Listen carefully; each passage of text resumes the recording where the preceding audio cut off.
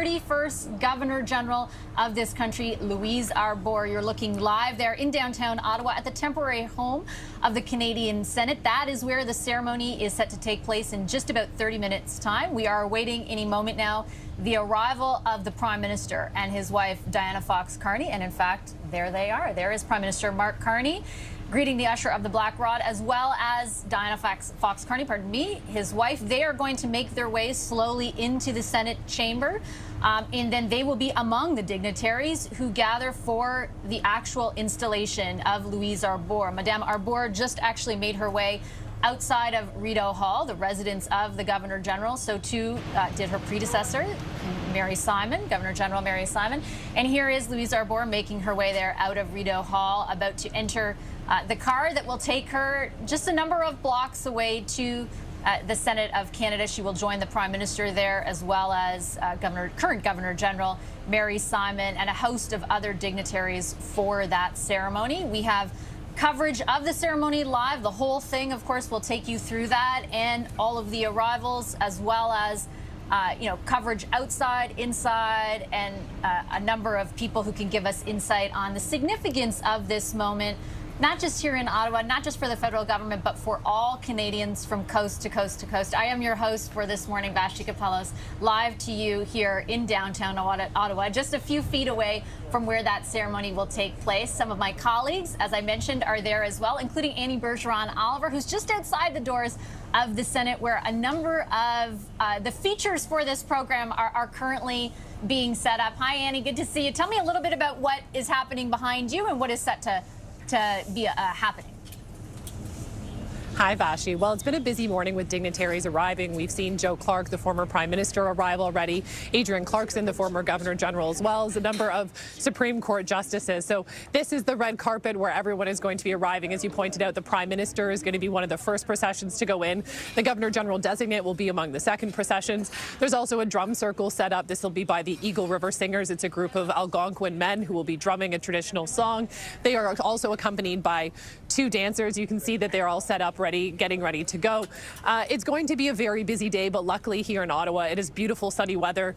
As you know, the big part here is at the Senate. This is where we're going to get the speech from Louise Arbour, which will really give us some more insight into her view for this role, kind of the things that she wants to champion. But also after this, she will then walk over to the cenotaph, which is only a couple blocks, but on this beautiful day, it'll be a nice walk for her to walk over to that cenotaph, to lay a wreath at the tomb of the unknown soldier with some family members of hers, a chance to see some of the troops who will be there that she will be inspecting as well. You can also see that the Governor General's foot guard is here. They're standing alongside the red carpet. So this is going to be a beautiful ceremony filled with pomp and circumstance. And it's also important to note that the last time we did this was during COVID. So there were a lot of restrictions when Mary Simon was installed as Governor General. So this will have a lot more people, much fewer restrictions, and a different vibe. But again, a lot of pomp and circumstance, and it's definitely starting to get underway already, Vassy. Yeah, a good point, Annie. Thanks so much. A whole 5 years has passed since then, and it was, to Annie's point, a very different ceremony, the installation of Governor General Mary Simon. Everybody was en masse. There were very few people there. We do expect the chamber of the Senate to be packed. Annie mentioned some of the dignitaries who are in attendance. We saw the arrival there of Supreme Court Justice Richard Wagner, the Prime Minister. We're anticipating others will arrive momentarily as well. Let's head inside the chamber of the Senate, where my colleague Michael Couture joins us live right now. Mike, you've had eyes on everyone arriving. Tell me a little bit about the mood ahead of this ceremony and what people are telling you about the significance of it to them. Yeah, a lot of people excited in here, Vassy, because, of course, as Annie had mentioned, one of the installations that now more people can be at, talking to a number of senators going in. They were here early to make sure that they were getting their spot and making sure that they had a good spot for this ceremony. Also had a chance to speak with Jeremy Hansen, of course, astronaut from Artemis II, and he's excited to hear from Louise Arbour and exactly what she says in her speech, and really laying out what she wants as she will be taking over this very significant position. We also had a procession of the lieutenant governors from a number of different provinces. A number of them are here. A number of ministers have also gone inside as well. And certainly there is that anticipation for somebody with the esteem as Louise Arbour and seeing what she will say in her first speech as Governor General, and what she will lay out as what a course that she wants to really plot for herself in this role. So certainly we expect it to get a lot busier in the next couple of moments. We saw former Prime Minister Joe Clark go inside, and we're expecting the other former Governors General, such as Adrienne Clarkson and David Johnston, to be here as well. So a lot of anticipation inside as I stand here beside the red carpet, Vassy. All right, thanks so much, Mike. And as you can see right now on the screen ahead of you, there is Governor General Mary Simon, the 30th Governor General of this country, greeting Prime Minister Mark Carney and Diana Fox. Carney next to Mary Simon, her husband, Whit Fraser. She will play a big part in most of this ceremony as well. It's sort of like almost transfer of power. There's a lot of different things to show that transfer throughout this ceremony. This is the last kind of official act of the Governor General, who was engaged, I should say, in public events and ceremonies right up until last night.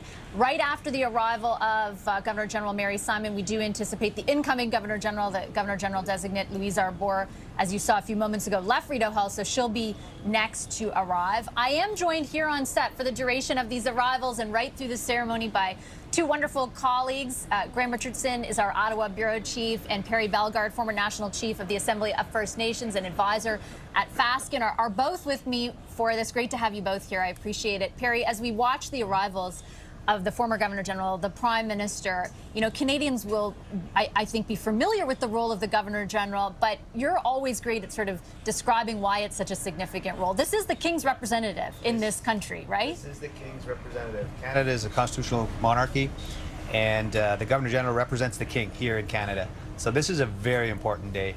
And for us as First Nations people, we say we have a relationship with the Crown. We have a treaty relationship with the Crown. We don't have a treaty with the Liberals or the NDP or the Greens or the Conservatives. It's a treaty relationship with the Crown. And so for us, this is very, very important. And I think there is, with Louise Arbour being chosen, it's just a great way to keep that relationship intact, but as well keep our country. Canada's the greatest country in the world, in spite of all the challenges we're facing now, you know, in terms of the unity challenges and everything else. It's just a fantastic choice. Perry's note there around unity, Graham, kind of adds a special, I don't know if flavor is the right word, certain color, certain context to today that feels very significant, right? We're at a sort of inflection point when it comes to that issue of unity, both on the West and to a certain degree in Quebec as well. Madame Arbour is a francophone. That was certainly part of the process, you know, part of what the Prime Minister wanted to highlight. We understand with her selection. Talk a little bit, if you could, about how you see the significance of today. So, first of all, First Nations prominence is tremendous and wonderful to see. I'm reminded of the Prime Minister's speech when he appointed her or announced her, talking about while others turn away from institutions, Canada's role is to build them and to strengthen them. I think that was not a very subtle reference to the United States. I think that's fair. The other thing I'm thinking about is the simplicity of the role. Her job is to bring Canadians together. To Perry's point, whether it's treaty rights, whether it's the question in Alberta and the question in Quebec, without getting into politics, it is bringing us together. And here is the incoming Governor General waving to the crowd, getting a round of applause from everybody, including Governor General Mary Simon. There's some of the people in Ottawa here who have assembled outside. There's Whit Fraser, the Governor General Mary Simon's husband, I should say, the Prime Minister, Diana Fox Carney, the usher of the Black Rod, Louise Arbour shaking everybody's hand as she makes her way inside. These are the dignitaries who kind of officially arrive prior to the ceremony. They will then make their way inside. The ceremony unfolds. There's a number of different presentations during that ceremony, and we will hear from the incoming Governor General herself. Madame Arbour will deliver a speech, as will Prime Minister Carney. Can we talk a little bit about Perry, Louise Arbour herself? I mean, I think we can pull up, as soon as she's made her way in, a graphic of some of the career highlights, but what a career it's been. Oh, it's phenomenal. The Supreme Court of Canada Justice. She was a High Commissioner at the United Nations on Human Rights. She oversaw the study at Kingston for women that were in prison there. And all of those things are high level. She promoted justice and fundamental human rights globally, and I think she's going to have a great opportunity here in Canada to keep doing that job, and I'm excited. You know, she's just a perfect choice for that position. And as Graham said, one of her main tasks or jobs is to convene and bring Canadians together from all sectors, all parts of this land, and have those difficult conversations. Because we have some very challenging issues to deal with here in Canada, but I think she can bring people together to make sure we continue to build this great country, to make it better for our children and grandchildren. That's what I see. We'll get some more perspective on the selection of Madame Arbour and the ceremony now inside the Senate, where our Mike Couture, as we await and watch what's happening outside, is joined by former Prime Minister Jean Chrétien. Mike, over to you. Thanks so much for that, Vassy. Yes, former Prime Minister Jean Chrétien, thank you very much for joining us here. You did appoint Madame Arbour to the Supreme Court. So tell me what makes her the right choice as Governor General. She's a very important, competent person. She came from Quebec, moved to Ontario, had a career in law. I had the privilege to name her to the Supreme Court of Canada, and there was only applause. She stayed there not that long because she had a career internationally that was fabulous, and she's the perfect choice for the occasion. When you think about governors general, they always have a specific interest in something they want to move forward as well. What do you expect from Madame Arbour? She will be very much interested normally with human rights. She was a great international specialist about that. And there is some debate about that these days. It's less a preoccupation than it was. But it's a constant problem. When you start to fool around with the rights of citizens, you're heading for a very difficult road for the future. And she is extremely knowledgeable, and she was used internationally to solve problems of that nature. Normally, I think that she will be very interested by that. One of the roles of the Governor General is also to maintain unity in this country. At this moment in time in our country, how important is that? But she gave the example of what it is to be a good Canadian. She's a great example, and she's known internationally. And I'm very pleased that she is named, she is known internationally. And it's the same occasion when there is a lot of turmoil in the world. We have a Prime Minister that made a career internationally too. So for the people around the globe, will be impressed by the quality of people that we produce in Canada. To that end, you were the Prime Minister during the last referendum that we had in this country. I wanted to know if you have any advice for the current Prime Minister as he faces a possible referendum in Alberta. You know, it's not a real referendum. To have a referendum in Canada, you need a question that is approved by the Parliament of Canada. This is the law of the land. It's the bill I passed when I was Prime Minister, called the bill sur la clarté. So if you don't respect the law, you can have a referendum of anything. You can have a referendum tomorrow to know if the moon is square. And people would say no. You know, you can consult people. The problem is, what is the legal effect of what they're doing? Yeah. And it's just a consultation. And even her, yesterday, I guess, she asked the people of Alberta to vote for Canada. And the leader of the opposition is the same view. So I'm not too worried.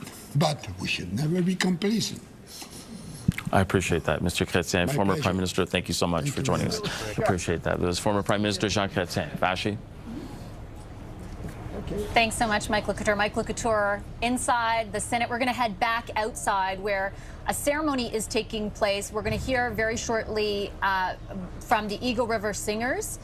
There's going to be a drum circle performance. You can see the Prime Minister, incoming and outgoing Governors General have assembled there. And we're also going to listen in live to that performance, as well as comments from a number of nearby chiefs. Let's take a listen in.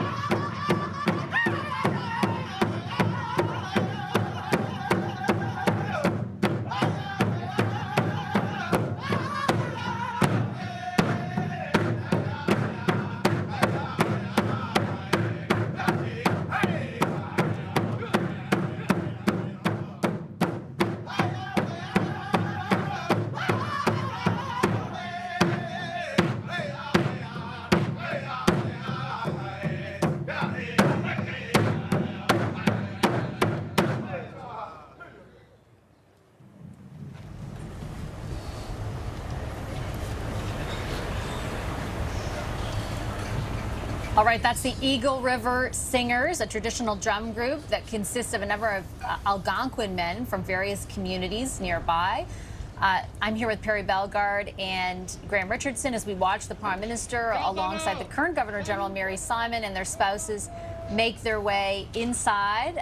They'll be greeted by a number of different, as you can see, sort of ceremonies into themselves, some of them to recognize the various roles the Governor General perform, including Commander-in-Chief, of course. So there's a military component to all of this. Perry, talk, if you could, a little bit about, we were just talking about the significance of the role when it comes to First Nations, but of course, a big part, and this isn't the only part of the ceremony that will reflect the significance of the relationship between the Crown and First Nations, but some of it already very much pointing to that. No question. You can see the drum group, of course. We always say the drum is the heartbeat of Mother Earth. You have the Algonquin singers. You see the Algonquin leadership here, Chief of Pikwakanagan, Grand Chief Paulson from the Algonquins. You see them that were part of the original piece there. But as you come in, you're going to see not only First Nations represented through ceremony, you're going to see the Inuit people with the lighting of the kulik, and then as well the Métis people through song and dance as well. So it's very inclusive now, and then from our perspective, you can't have Canada without recognition of Indigenous peoples, right? And so you see that reflected now. And it was always about peaceful coexistence and mutual respect to share the land and resource wealth together. And so it's really nice to see that. And you can see former Governor General Mary Simon there as well, Her Excellency. And I should note, the first Indigenous person to occupy the role. And she was bilingual, you know, speaking Inuktitut and English. And then she tried very hard to learn French. And so we should lift her up for that. And I would encourage all Governor Generals that speak English and French to start learning Indigenous languages as well. There's 17 different Indigenous nations languages in Canada, so it's very powerful. So we can see that reflected here. We see the leaders here, for example, Nat Oba, the leader of the ITA, like a number of Indigenous leaders are part of the procession. President Pruden. The president of the Métis National Council, Yes. A number of them very prominent parts of the sort of dignitaries that greet Graham, the Governor General, as she makes her way in. Now, there's something very interesting that's going to happen in advance of the ceremony. There's essentially a seal, you know, that goes on things to proclaim that the government has endorsed, for example, a proclamation, or it's essentially the seal of our country. And that is going to be something that now changes to reflect the fact that the monarch has changed from the Queen to King Charles. That's going to actually be the last official thing that we watch Governor General Mary Simon do as she exits the role and Louise Arbour takes over. The Great Seal of Canada will look different now, of course, because of the King. So what's interesting, it's fascinating listening to Perry talk about it. You know what I mean? In years past, in ceremonies past, we probably have a much more British or European feel. Maybe some classical music that's a little quieter coming in. And it hasn't been that long in ceremonies like this. A full embrace of First Nation, Métis, Inuit culture. And if we accept, which we all must, the role of bringing us together, whether that's the various questions out there in the country for legislatures, but also for First Nations, I think it's really important to reflect back to the country at times like this, what this role is about. And what's wonderful, I think, about this election and about her is that she's not stuffy. She's dealt with real issues. She's brought a dictator to justice. She has dealt with P4W. She has dealt with things with individual rights, as Mr. Chrétien said. By the way, making news there, talking about the Alberta. Not a real referendum. Not a real referendum. And also was the person who appointed Louise Arbour, as Mike pointed out, to the Supreme Court. Exactly. So I just think there are very interesting things going on here for me as well. Vassy is a student of politics of the country that I think tells a broader story than just the King's representative in Canada. And we're going to listen in live now as that ceremony takes place. Je confie maintenant à votre garde le grand sceau du Canada pour sa mise au service. I now entrust you with the Great Seal of Canada of Queen Elizabeth II for decommissioning.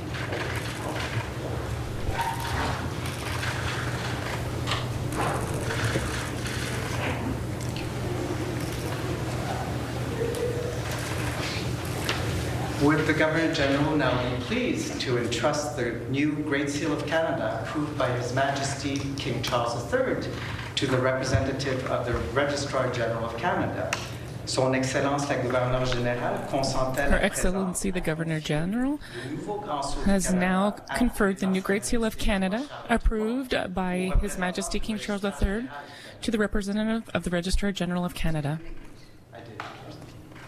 Je vous confie le garde du Grand Sceau de Canada. I hereby entrust to you the Great Seal of Canada. Of the Great Seal of Canada.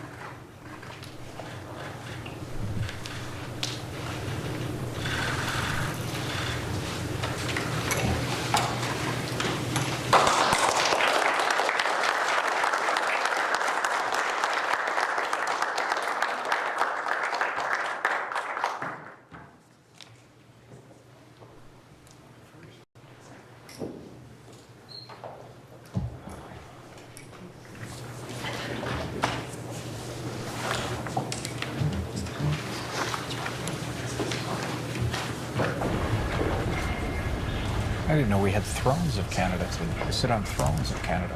So, process of the Great Seal of Canada being decommissioned and then commissioned to reflect the change in the monarch from the Queen to King Charles.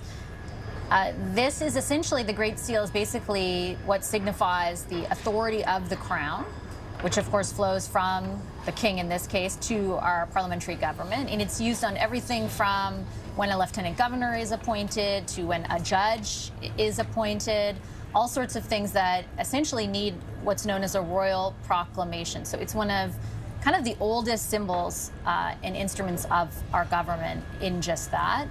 The mark of the seal, I will say, is what we are told combines the notions of authenticity, authority, and the will of the Crown while conferring a certain prestige to whatever document it ends up being applied to. And with that, Mary Simon becomes officially the former Governor General. And we will await any moment now the beginning of the ceremony to install Louise Arbour as the current Governor General, the 31st Governor General. I want to bring in someone who is an expert actually on this entire process and the history of the role itself. John Fraser is a Canadian journalist and author of The Governors General, An Intimate History of Canada's Highest Office. And John is with us live right now. Hello there, very, very great to see you. Thank you very much for making the time. I appreciate it. Nice to be here with you, sort of. I'm in Toronto. For some, yeah, in spirit. You're watching this, I'm sure, just like the rest of us. As you see all of the ceremony associated with this, what is the significance of what takes place today from where you sit? Significance to me is the continuation of the oldest office in the Canadian story. This goes back to 1620. The first governor was Samuel Champlain, and before that, of course, there's a whole sequence of chiefs of First Nations, but there has never been a time when there's been human beings on the country that is Canada today that there haven't been leadership, and today we're seeing it renewed, and it's great. I don't think a lot of Canadians actually understand their own system that well. We don't do civics that well in this country, but this is nevertheless, we're looking at the apex of the Canadian constitutional system being renewed here, and it's exciting. And I think these days means a lot more to a lot of Canadians because of some of the pressures that have been put on this country from south of the border and from all sorts of other issues internally and externally. So this is an important moment. Who, as you mentioned, may not be as clear on the role of the Governor General. How would you best describe from where you sit, like what the Governor General does and why it's important? Well, a historian a few decades ago described the Governor General as like a fire extinguisher. It's beautifully arrayed, colorful, very red, put in the corner, and only brought out in emergencies. The actual power of a Governor General is to make sure that there's always a government functioning in this country, or if there isn't a government, to make sure one is about to be elected. And so it's in times of crises that a Governor General comes to the fore. For the rest, the Governor General is in charge of our executive and making sure that Canadians feel good about themselves. She is the font honors. She's the person who gives out the Orders of Canada, the special awards for courage to our armed forces. She's also someone who, in her person, as the representative of the sovereign, should be able to speak up for Canadians all across the country, and for all kinds of Canadians. And we need people like that. That we need coherent voices that bring us together. And we've had some great Governor Generals who've done that. When you look back at the succession of governors generals, as I said, your book essentially examines and gets into the history of the role and the people who have occupied the office. How has it, like, if you could identify how it's evolved, how it's different now than it was, for example, in the 50s when the first Canadian was able to assume the role, like, how has it evolved from where you sit?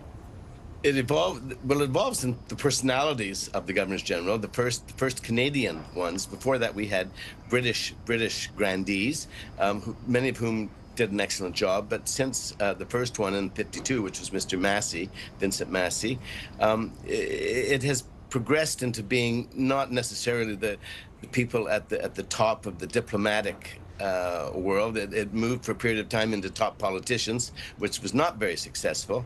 And then Jean Chrétien appointed Adrienne Clarkson, sort of a top journalist. I could say that, yay journalism. But she was a brilliant Governor General. and before, in the older times with Canadians, there was General Vanier, the first French Canadian Governor General. And he was a brilliant Governor General too. And they in both cases spoke for the country quite extraordinarily well, I would say. So the incoming Governor General, Louise Arbour, is going to give a speech today, and so is the Prime Minister. And we'll learn more about, through that speech, what she intends to do with the role. But when you, John, heard the name, heard who was being selected for the role, what do you think of? How do you think she will inform what this version of the Governor General does? Like, what are you thinking about with her selection? I don't have a clue. We won't know. None of us will know until she actually becomes the Governor General and does it. But because there'd be misapprehensions in the past. Some people were thought to be going to be brilliant and they weren't, and some were thought not to be great and they were great.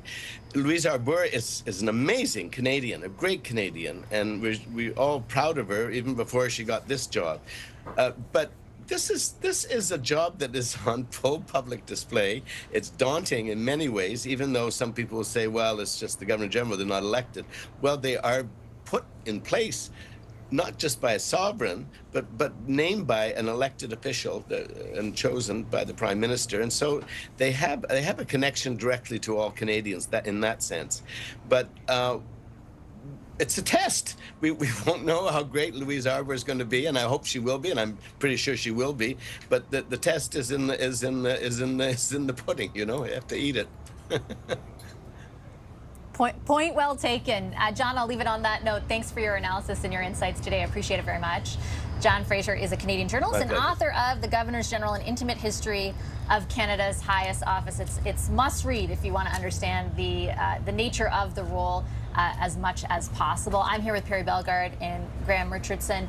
Graham, I'll start with you. I think we do need to talk a little bit about the role itself. It has not been free of controversy, particularly not as much with Mary Simon, not anywhere close to as much, but the previous Governor General, Julie Payette, former astronaut, as well as served in the military, she, ended up exiting the role under, pretty scandalous circumstances, right? An expose that was done at the time on the way in which she treated staff, she interacted with staff. The role faced a lot of scrutiny. Mary Simon came in as the first Indigenous person, did not face criticism outside of the French that Perry mentioned. She did take lessons. She, as she conveyed on our program many times, tried as hard as she could. There is, she still did get pushback, particularly in Quebec, for the fact that the French wasn't better. There seems to be some sort of acknowledgement of the role of French with this selection, but ultimately your take on, like, the role isn't free of scrutiny. That's for sure. Yeah. And I think, without getting into it with Ms. Payette deeply, and John's book does, I don't think he talked about the public role, and I don't think she was ready for that.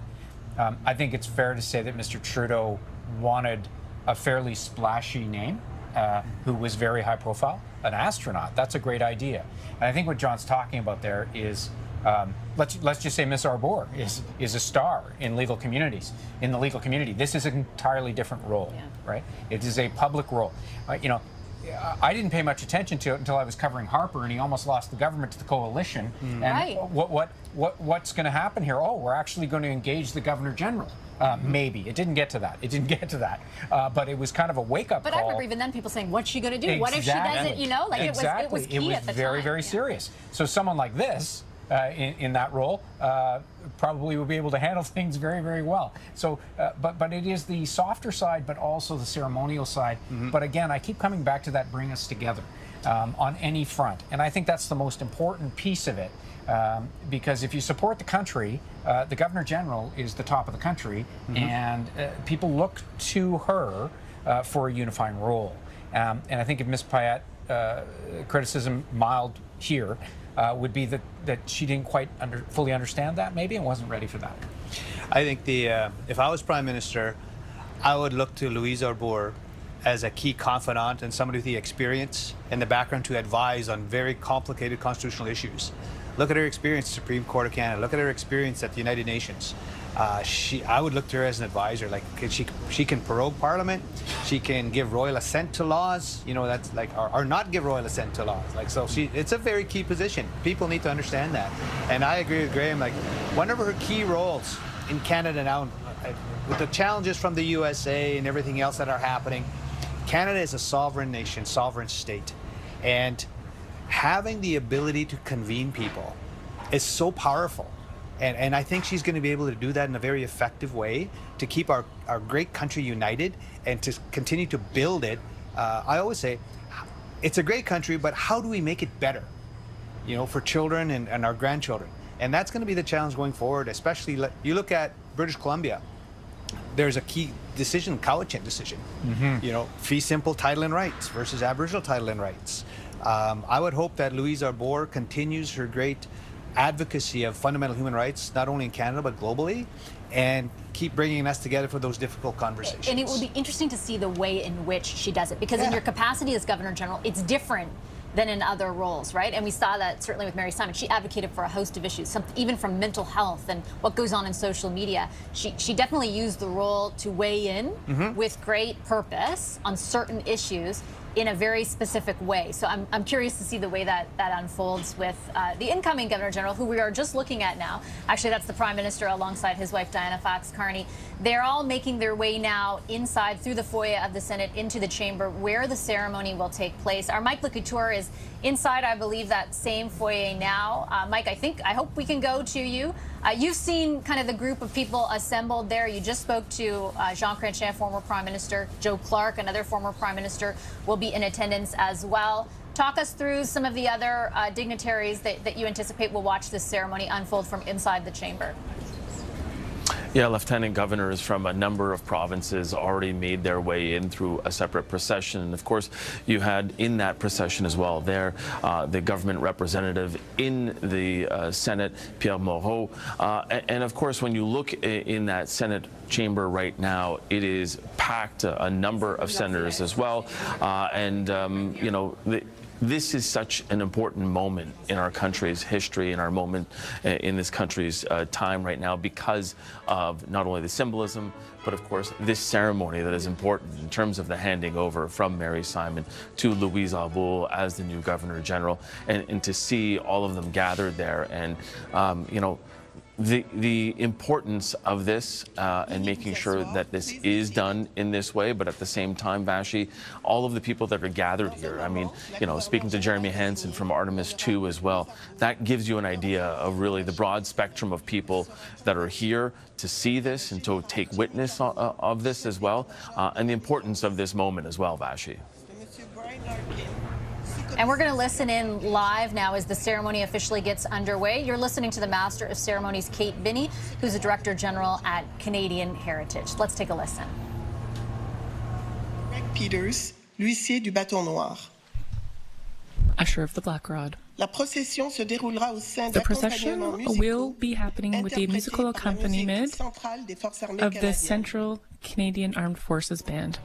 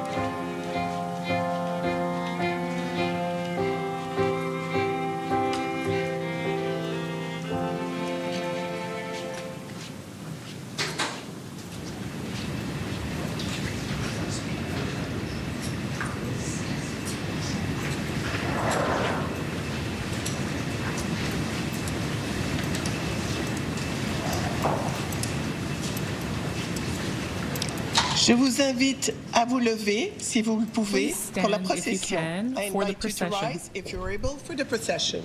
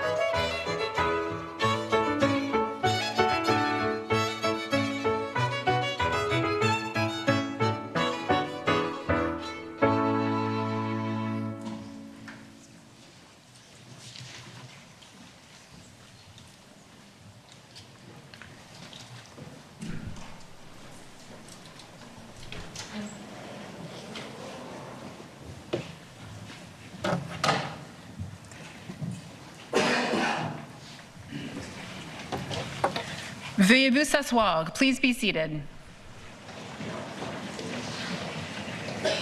Before we begin, I would like to acknowledge that we are gathered on the unceded territory of the Anishinaabe Algonquin Nation, who have been present on these lands since time immemorial. Forte d'une formation et d'une expérience professionnelle Backed dans le by domaine bancaire et education and a immobilier, career in Lena banking and McGregor real a estate, contribué à Lynn de McGregor nombreux has organismes contributed to a number favorisant le of développement agencies économique autochtone for et la lutte Indigenous contre la economic violence familiale. development and Lena McGregor fait la fighting promotion domestic de la langue violence. et de la culture She promotes algonquine Algonquin comme présidente de l'Institut language and culture culturel as the algonquin president et comme of membre the d'un groupe de Algonquin cultural grand-mères nation, traditionnelles et as a d'aînés. traditional grandmother Welcome, and elder. McGregor.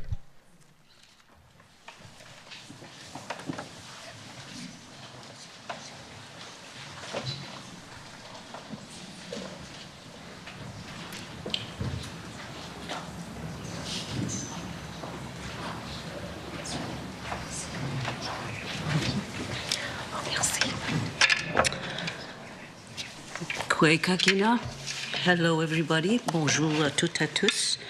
I'm very honored to be here today, and I'd like to honor our honored guests and the future Governor, Her Excellencies, and the past Excellencies.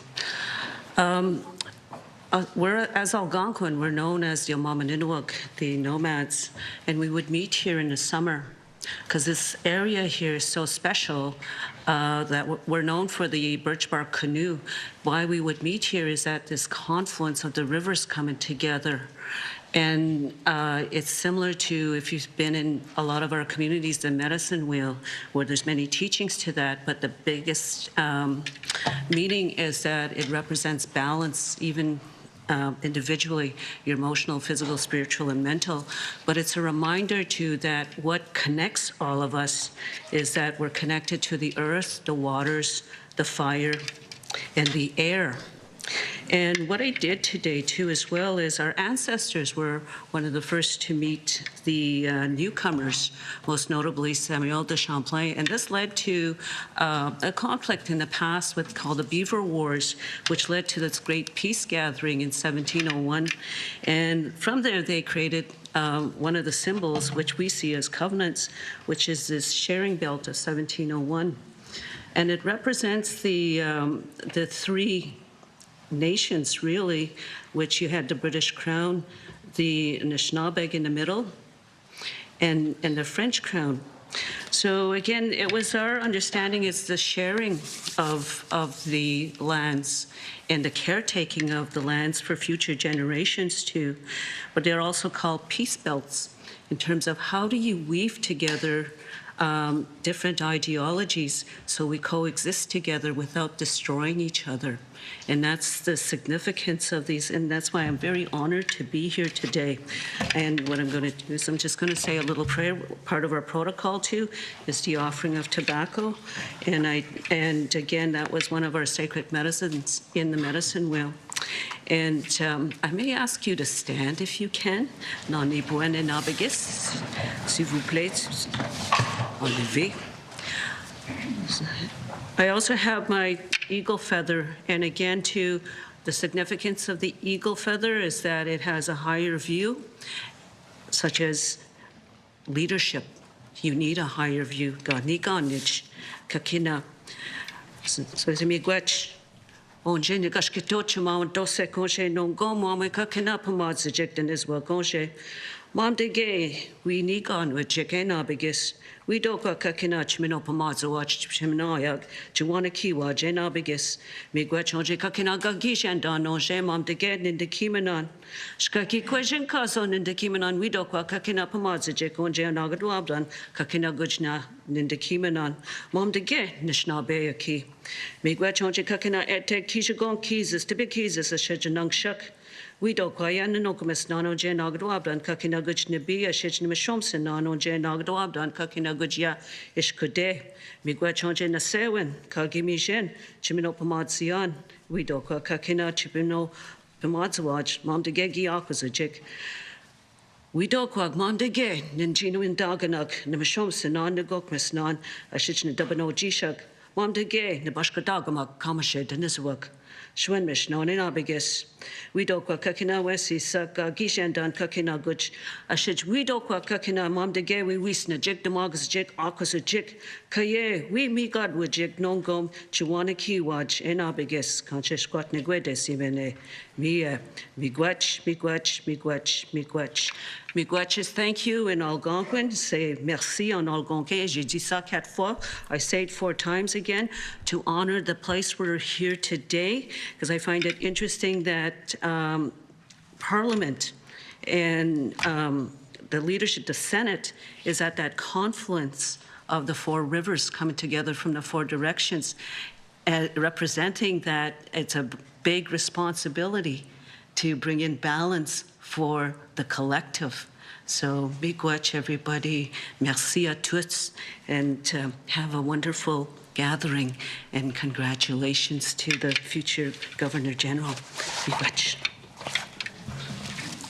Oh, Namadabin, you may be seated. Asseyez-vous.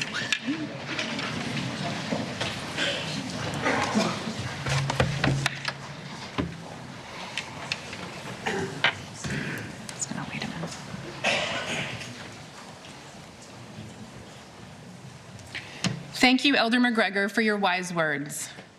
I would now like to take a moment to explain a tradition that was carried out before the ceremony began, the lighting of the kudlik, the traditional Inuit lamp. Made of soapstone, the kudlik burns animal fat and uses Arctic plants as a wick. These lamps are traditionally used in the north to bring light and warmth to homes. Elder Ripa Ivik Carlton is here with us today to tend the kudlik for the duration of the ceremony. She has dedicated decades of her life to supporting community social work in Nunavut, as well as founding a healing center here in Ottawa, which provides a variety of Inuit community support programs. Elder Ivik Carlton, thank you for joining us today.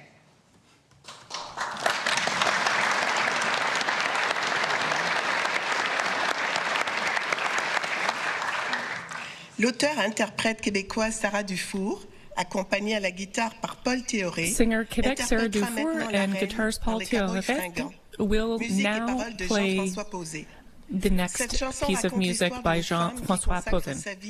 It's the story of a woman who dedicates her life to the service of others despite her own challenges. It emphasizes solidarity, resilience, and empathy.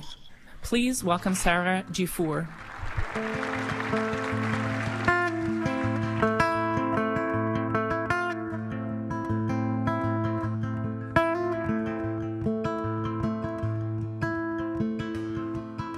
On n'avait jamais su de quel pays qu'elle venait, ni même l'âge qu'elle avait ou comment qu'elle s'appelait. Mais tout le monde la surnommait la reine, dans le bout de la rue Sainte-Catherine et de la Main.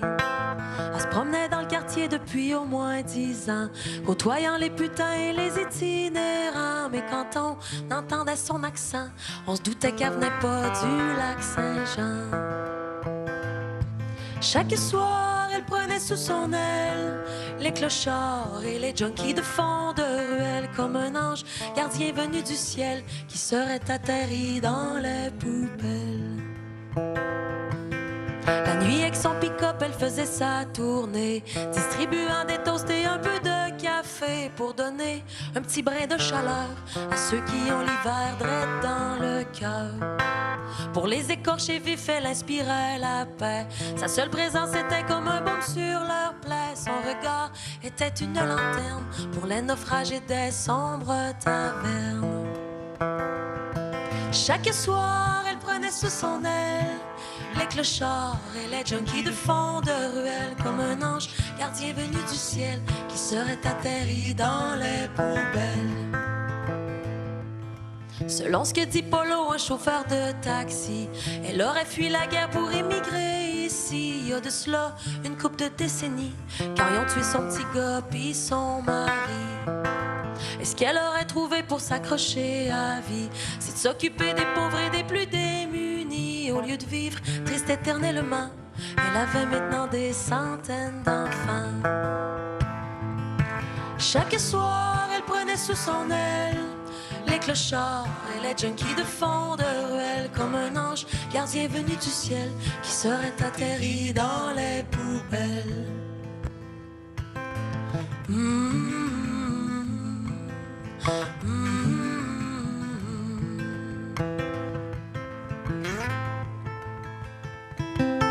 Ça s'est passé hier dans la nuit du 12 au 13. En sortant de son pick-up, a eu comme un malaise. Près de chez elle, au métro du collège, on l'a retrouvée morte dans un banc de neige. On n'aura jamais su de quel pays qu'elle venait, ni même l'âge qu'elle avait ou comment qu'elle s'appelait. Mais ce matin, les gens pleuraient la reine dans le bout de la rue Sainte-Catherine et de la Main. Mais au moins, elle a repris ses ailes pour partir vers un monde un peu moins cruel. Et même si elle croyait pas en Dieu, c'est sûr qu'elle vole quelque part où le ciel est bleu. Et même si elle croyait pas en Dieu, c'est sûr qu'elle vole quelque part où le ciel est bleu.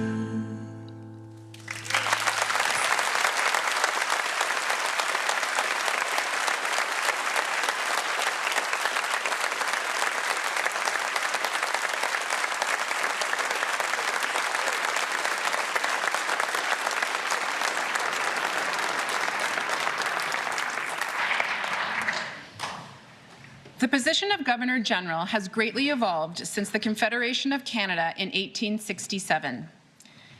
King George VI in 1947 signed letters patent which redefines the powers of the Governor General. Since that time, the Governor General has duly performed the duties of head of state not only in Canada but also abroad. These letters patent also conferred upon the Governor General the role of Commander-in-Chief of Canada. The letters patent require that the commission of this office be read publicly during the swearing-in of a new Governor General. J'aimerais maintenant inviter le secrétaire du I would now gouverneur like to général, invite the Secretary General, Ken McKillop, to read the commission signed by His Majesty King Charles III, King of Canada.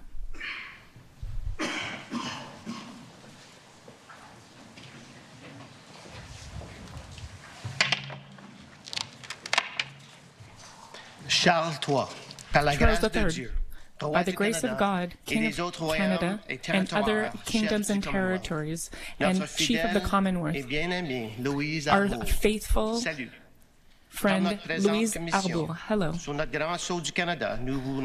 By our present commission and under our Great Seal of Canada, we appoint you, Louise Arbour, our Governor General and Commander-in-Chief in and over Canada, with all the powers, rights, privileges, and advantages belonging or appertaining to the office. By these presents, we do hereby authorize, empower, and command you as our representative to exercise and perform all the powers and directions contained in the letters of patent under our Great Seal of Canada. Today, on the 8th day of September of the year 1947, constituting the position of Governor General and Commander-in-Chief in Canada, or in any other letters patent, adding to, amending, or substituted for the same. And further, we do hereby appoint and that you shall have taken the prescribed oaths and have entered upon the duties of your office. This, our present commission, shall come into effect. And we do hereby command all and singular, our officers, ministers, and loving subjects in Canada, and all others whom these presents may concern, to take due notice hereof, and to give their ready obedience accordingly. Given under our royal hand and under our Great Seal of Canada, this 22nd day of June of 2026 of by the grace of God, King of Canada and his other realms and territories, head of the Commonwealth, to our trusty and well-beloved Louise Arbour. Greetings. We do by this, our present commission under our Great Seal of Canada, appoint you, Louise Arbour, to be, during our pleasure, our Governor-General and Commander-in-Chief, and over Canada with all the powers, rights, privileges, and advantages belonging and appertaining to the office. And we do hereby authorize, empower, and command you, as our representative, to exercise and perform all, singular, the powers and directions contained in certain letters patent under our Great Seal of Canada, bearing the date 8th day of September in the year of our Lord, 1947, constituting the office of the Governor-General and Commander-in-Chief in and over Canada, or in any other letters patent, adding to, amending, or substituting for the same. And further, we do hereby appoint that so soon as you shall have taken the prescribed oaths and have entered upon the duties of your office, this, our present commission, shall come into effect. And we do hereby command all and singular our officers, ministers, and loving subjects of Canada, and all others whom these patents may concern, to take due notice hereof, and to give their ready obedience accordingly. Given under our royal hand and under the Great Seal of Canada, this 2nd day of June in the year of our Lord 2026, and in the 4th year of our reign.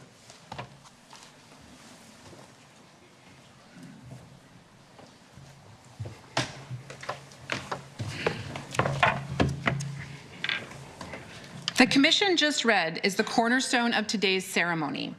This document, commissioning the Honourable Louise Arbour, signals the King's confidence and our collective pride in her appointment to the office of Governor-General and her ability to carry out this solemn duty. The Right Honourable Richard Wagner, Chief Justice of Canada, will now administer the required oaths. La prestation des serments doit avoir lieu en présence des membres du Conseil privé du roi pour le Canada. Place in the presence of the Secretaries of Canada. Privy Council official will now read the text of the oath.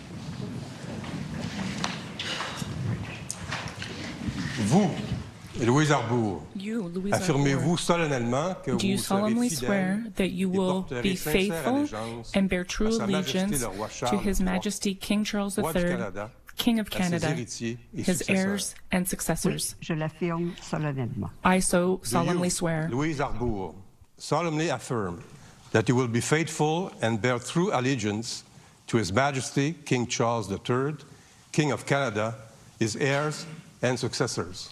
I do. Affirmez-vous solennellement que vous servirez Do you solemnly swear that you will faithfully and truly serve His Majesty King Charles III as Governor-General and Commander-in-Chief of Canada, and that you will, to the best of your ability, discharge justice? Yes, I do affirm. That you will well and truly serve His Majesty King Charles III in the office of Governor-General and Commander-in-Chief of Canada, and duly and impartially administer justice therein. I do. Affirmez-vous solennellement Do you solemnly swear that you will loyally and faithfully serve King Charles III as Keeper of the Great Seal of Canada? I solemnly affirm. Do you solemnly affirm that you will well and truly serve His Majesty King Charles III, in the office of Keeper of the Great Seal of Canada? I do. La gouverneure générale désignée ainsi que le juge en chef, The Governor le Premier General ministre designate, et le greffier Prime du Conseil Minister, privé and Privy procéderont Council maintenant à clerk la will now signature du registre proceed des to the serments. signing of the oath book. The signed oaths will be kept in the Privy Council Oath Registry as evidence that the new Governor General has duly taken the oath of allegiance and the oath of office on this day of June 8th, 2026.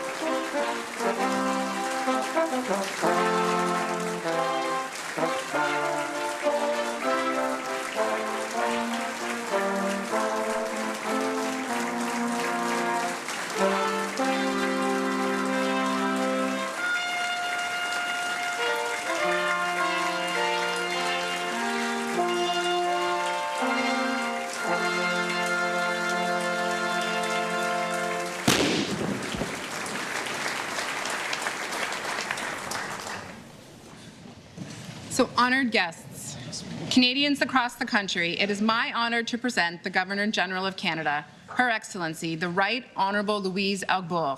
Son Excellence, la très honorable Louise Arbour. Excellency Louise Arbour.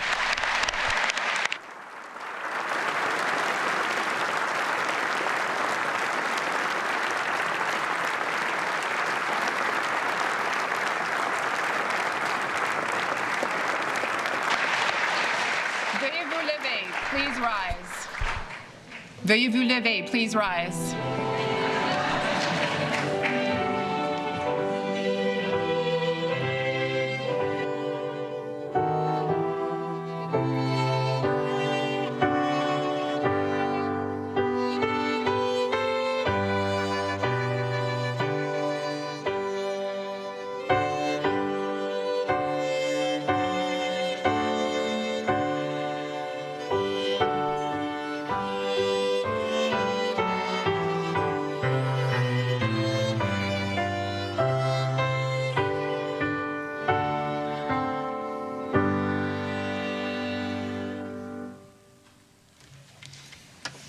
Veuillez vous s'asseoir, please be seated.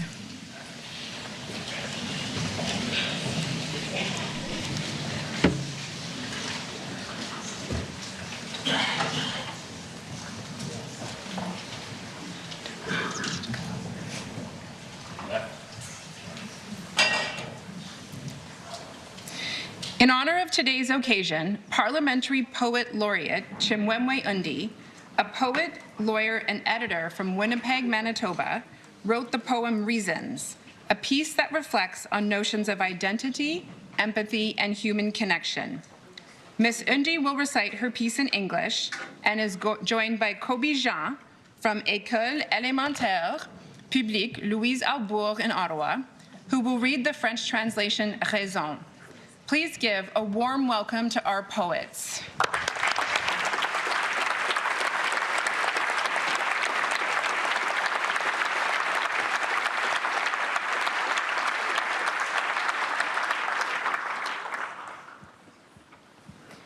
Reasons. When it reaches for a country, the mind instead summons an illustration, perhaps a width of sky. This thinking an effort to transpose the abstract into a certainty to love. Modern transposition demands a sense of the world as a handshake deal, in which each hand took to the feel of the other hand's palm. Giving takes an understanding of the world as little more than that choice to hold on, to raise a reconstructed past under light and see each edge as an invitation.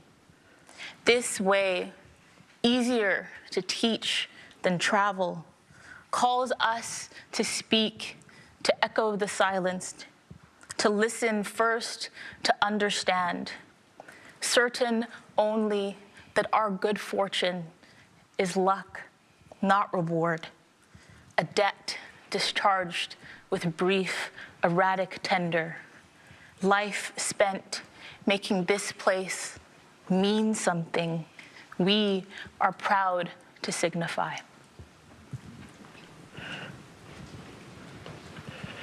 Raison. Quand il aspire à un pays, l'esprit invoque plutôt une image, peut-être une portion de ciel se travaille, un effort destiné à convertir l'abstrait en garantie d'amour. La transposition moderne exige un accord convenu par une poignée de main où une paume s'est familiarisée avec l'autre. Pour donner, il faut comprendre le monde comme guère plus de ce choix de tenir, mettre un passé reconstruit sous la lumière et voir dans chaque suture une invitation. Plus facile à enseigner qu'à répondre, cette idée nous pousse à parler pour se réduire au silence, à écouter pour comprendre, certain seulement que notre sort tient du hasard et non du mérite. Une dette acquittée par une monnaie brève et inégale. Une vie passée à donner à ce lieu un sens que nous sommes fiers de porter.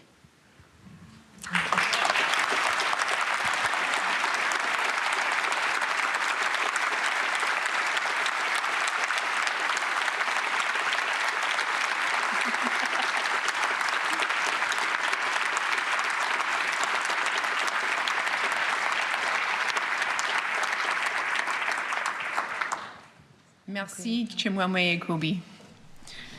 On behalf of His Majesty the King, the Governor General presents national honors and awards that recognize those people who have demonstrated excellence, courage, or exceptional dedication to service in ways that bring special credit to this country. The majority of Canadian honors are administered by the Chancellery of Honors, which is part of the Office of the Secretary of the Governor General. A newly installed Governor General becomes Chancellor of the Order of Canada, the Order of Military Merit, the Order of Merit of the Police Forces, and head of the Canadian Heraldic Authority. J'invite maintenant le brigadier général retraité Brigadier General retired Marc Cavillot, Secretary of Honors, and Sami Kavid, Hero of Arms of Canada, to present the Governor General the National Collars of Canada.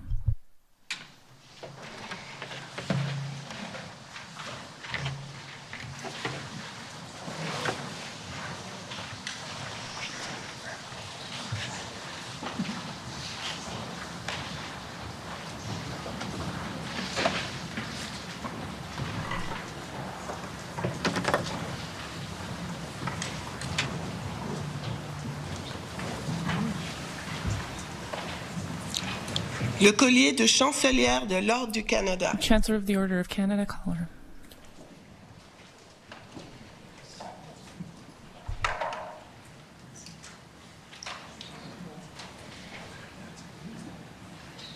Honoré d'accepter ces colliers. Le collier de chancelière de l'Ordre du Mérite The collar militaire. of the Military Merit Order.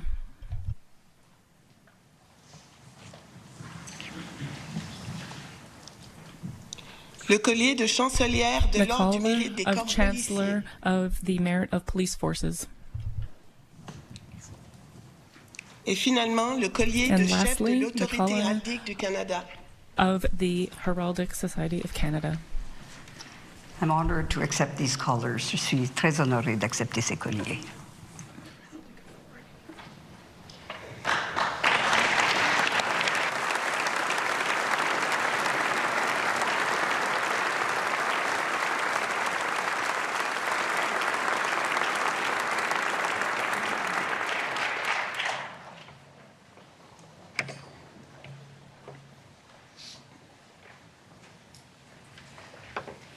The Great Seal of Canada is a symbol used on the most important state documents representing authority and authenticity.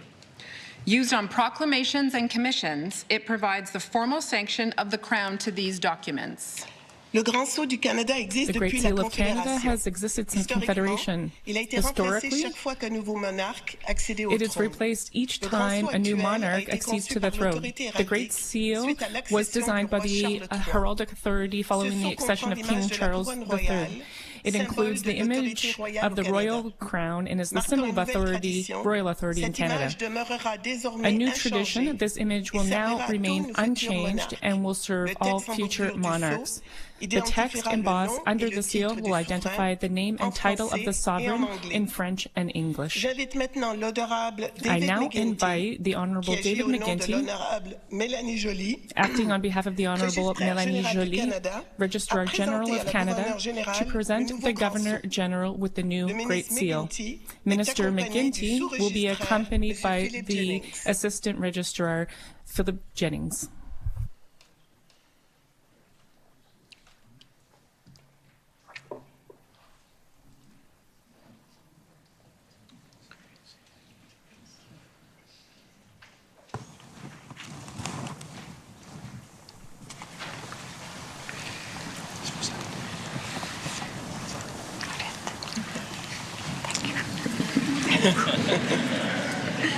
Je vous confie la garde du Grand Sceau du Canada. I confer you with the entrust you with the safekeeping of safekeeping. the Great Seal of Canada.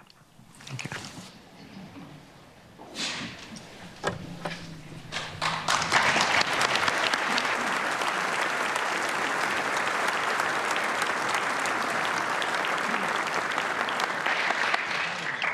British Columbia multi-platinum artist Tyler Shaw will now perform Like Me and You, written by Rafi Kavukian and Debbie Joan Pike.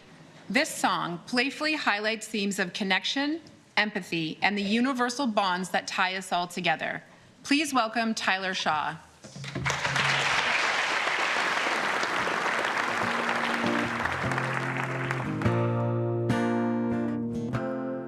Janet lives in England, Pierre lives in France, Bonnie lives in Canada,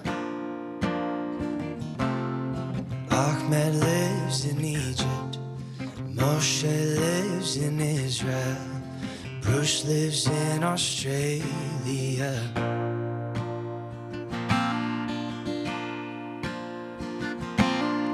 Ching lives in China, Olga lives in Russia, Ingrid lives in Germany, Gita lives in India, Pablo lives in Spain, Jose lives in Colombia.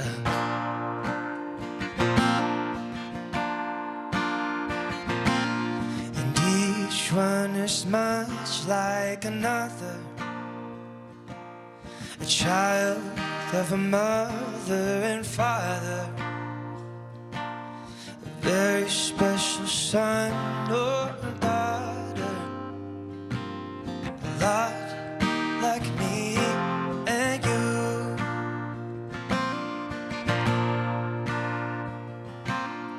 Koji lives in Japan, Nina lives in Chile, Farida lives in Pakistan,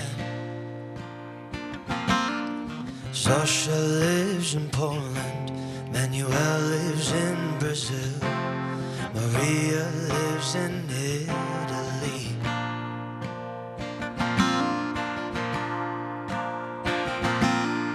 Kofi lives in Ghana, Raheem lives in Iran, Rosa lives in Paraguay, Nija lives in Kenya, Dimitri lives in Greece, Sue lives in America.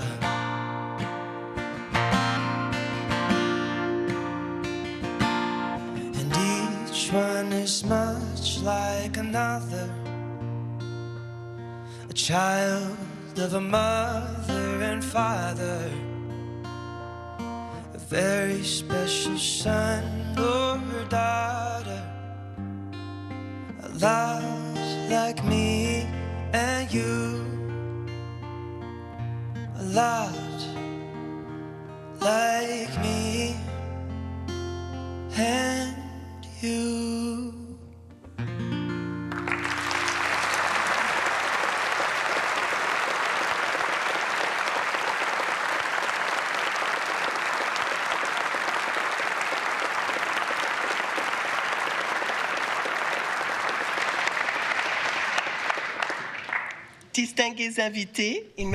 Distinguished guests, I am pleased to now invite up the Prime Minister of Canada, the Very Honourable Mark Carney.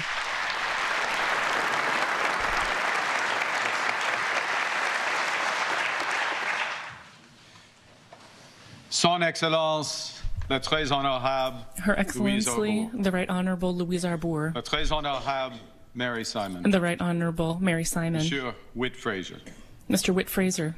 Le très honorable Richard Wagner. The Right Honourable Richard Wagner, Chief Justice of Canada. Gouverneur Généraux. Former Governors General. Premier Ministre. Former Prime Ministers. Dirigeants autochtones. Indigenous leaders. Distingués invités. And distinguished guests. As Elder Verna McGregor just reminded us, this place holds history. As part of the traditional unceded territories of the Algonquin Anishinaabe peoples through time immemorial. As the start of the Rideau Canal, which transformed commerce during the 19th century. As the place where Canadian soldiers embarked for the battlefields of World War I, including Vimy Ridge, where many felt that Canada first became an independent nation. As the train station, where Sir Winston Churchill arrived to rally Allied support when the outcome of the Second World War hung in the balance. As the building where Canada's first ministers gathered for negotiations that led to the repatriation of our Constitution, the establishment of our Charter of Rights and Freedoms, and the enshrinement of Indigenous rights within it. Des chapitres importants important chapters in Canada's histories, and they have been written here. Moments marked by sacrifice and leadership, moments that contributed to the building of our nation. Today, as the headquarters of the Senate of Canada, this building is the place where our decisions are debated and carefully examined and decided upon that will shape the future chapters of our history. Throughout Canada's history, whenever the world's fortunes were threatened, Canadians have chosen to step up and assert ourselves as a sovereign, ambitious, and compassionate nation. We are once again living through one of those hinge moments of history, which is why A year ago, His Majesty King Charles came here to open Parliament, which is why respect for our institutions is vital, which is why we are each called to share each other's perspectives and work for our common good. Le comté d'aujourd'hui, Sa Majesté, as of today, aura une nouvelle His Majesty will have a new representative in Canada. Les Canadiens et les Canadiens, quant à eux, auront une nouvelle Canadians, commandante en chef for their part, will have a new commander-in-chief de l'ordre constitutionnel. and a new keeper of constitutional order. La très honorable Louise Arbour Today, the Right Honorable Louise Arbour 31e gouverneur has général become du the Canada. 31st Governor General of Canada.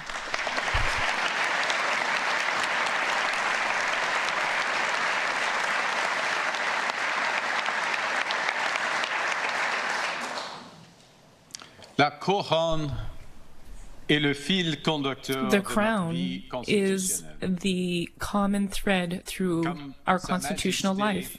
l'a affirmé lui-même dans As cet His ensemble, Majesty has stated himself in these very walls, it proudly symbolizes Canada today in all its wealth and Governor dynamics. General is the guardian of our constitutional order, a symbol of unity, and above all, a steward of our commitment to peace, order, and good government.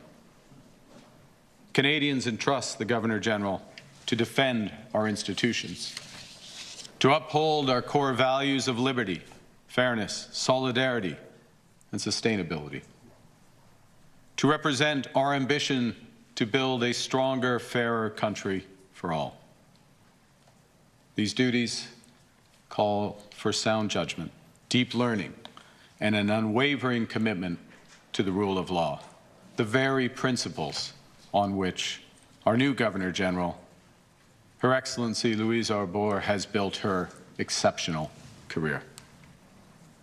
Son Excellence a occupé les Her plus hautes fonctions au Excellency sein has du held some of the système highest judiciaire positions canadien, in the y compris Canadian judicial à la system, Cour suprême du Canada. including in the Supreme Court of Canada. Pourtant, son héritage ne se limite pas au However, travail qu'elle her a legacy accompli au is sein not de la limited magistrature. to the work that she has done within the Certaines de ses magistrature. réalisations les plus marquantes Some of her en tant most que notable juriste achievements se sont as a déroulées jurist en dehors des salles have d'audience taken du Canada. place outside of En tant Canada's que tribunals. haut-commissaire, elle a As High exhorté le Commissioner, système des droits de la personne des Nations Unies she à se montrer digne des personnes led qui the prétendaient. United Nations Human Rights Elle a Office donné une voix to a level à ceux dont la expected. dignité était She gave bafouée. voice to those whose Les personnes dignity au had been pouvoir trampled, préféraient le silence. who people would At have every preferred stage remain of her silent. distinguished career, Her Excellency Louise Arbour has defended and promoted justice, dignity, and equality. In The Hague, where her work held the most powerful to account. At the United Nations, when she defended the most vulnerable.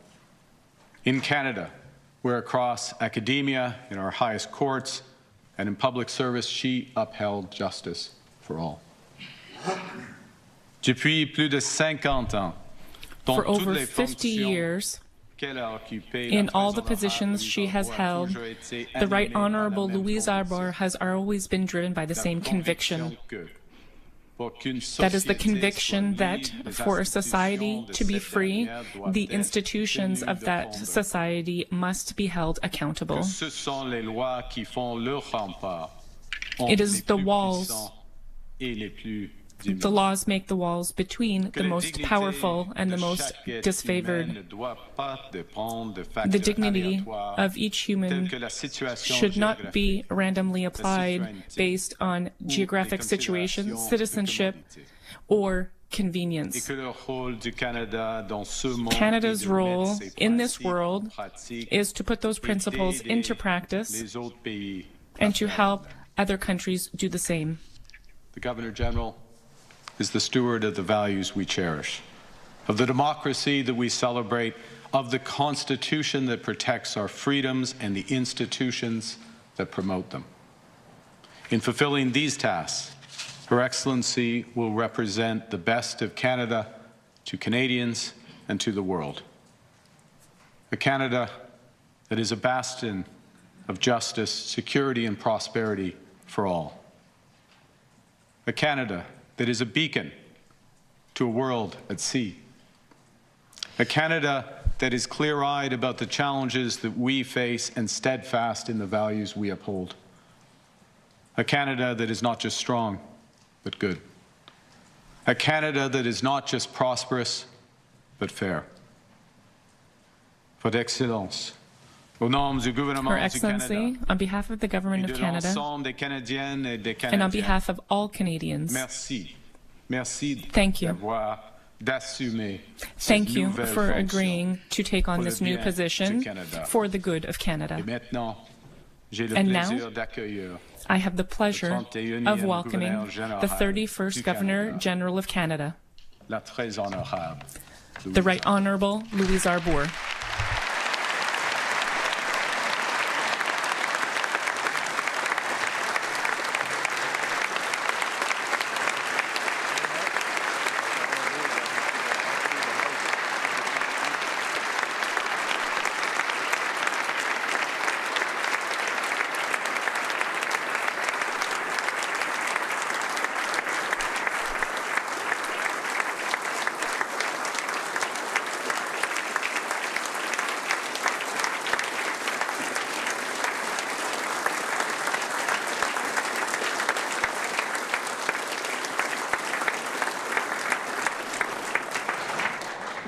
Thank you, Prime Minister. I now invite Her Excellency, the Right Honourable Louise Arbour, Governor-General of Canada, to deliver her address. J'invite maintenant Son Excellence, I la now très invite honorable Her Louise Excellency, Arbour, the Right Gouverneur Honourable général du Louise Canada, à nous Arbour, adresser la Governor parole. General of Canada, to give her first address. Monsieur le Premier ministre, Prime Minister, honorable juge de la Cour suprême, Honourable Justices of the honorable Supreme senators, Court, ministers, and members of the House of Commons, distingués chefs et aînés autochtones, distinguished leaders dear and Canadians. elders of Indigenous communities. Je suis profondément honorée de I am me présenter profoundly devant vous aujourd'hui. honored to be standing Ces here lieux before ont you été today. érigés sur le territoire These traditionnel places de were la built on the nation traditional Algonquin territory of the Algonquin un Anishinaabe peuple Nation, fier qui prend a soin de proud ses people terres that et qui les takes care of enrichit de its sa lands culture and enriches depuis it des with its millénaires. culture for thousands of years. We are gathered here today in the Senate chambers, where careful scrutiny is applied to the laws that will shape our future. Comme la Cour suprême du Canada et As la the Supreme Chambre Court des of Canada communes, and the House of le Sénat Commons, contribue au the dialogue Senate contributes à to travers lequel la dialogue démocratie canadienne through which s'exprime. Canadian democracy is expressed. I want to thank Prime Minister Carney and His Majesty King Charles III for entrusting me with the opportunity to serve another great Canadian institution in this new role over the coming years. I also wish to thank the Right Honourable Mary Simon for her remarkable service.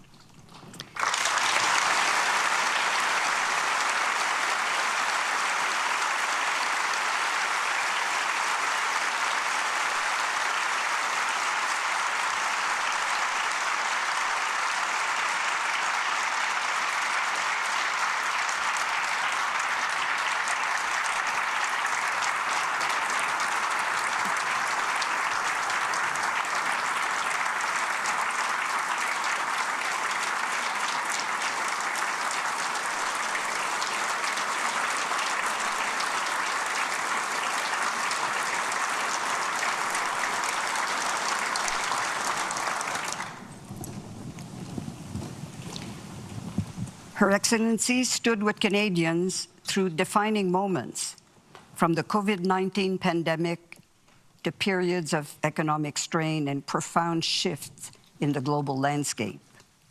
Her tenure as Canada's first Indigenous Governor-General will be viewed by history as both significant and timely. I admire the hand that Her Excellency has extended to all Canadians.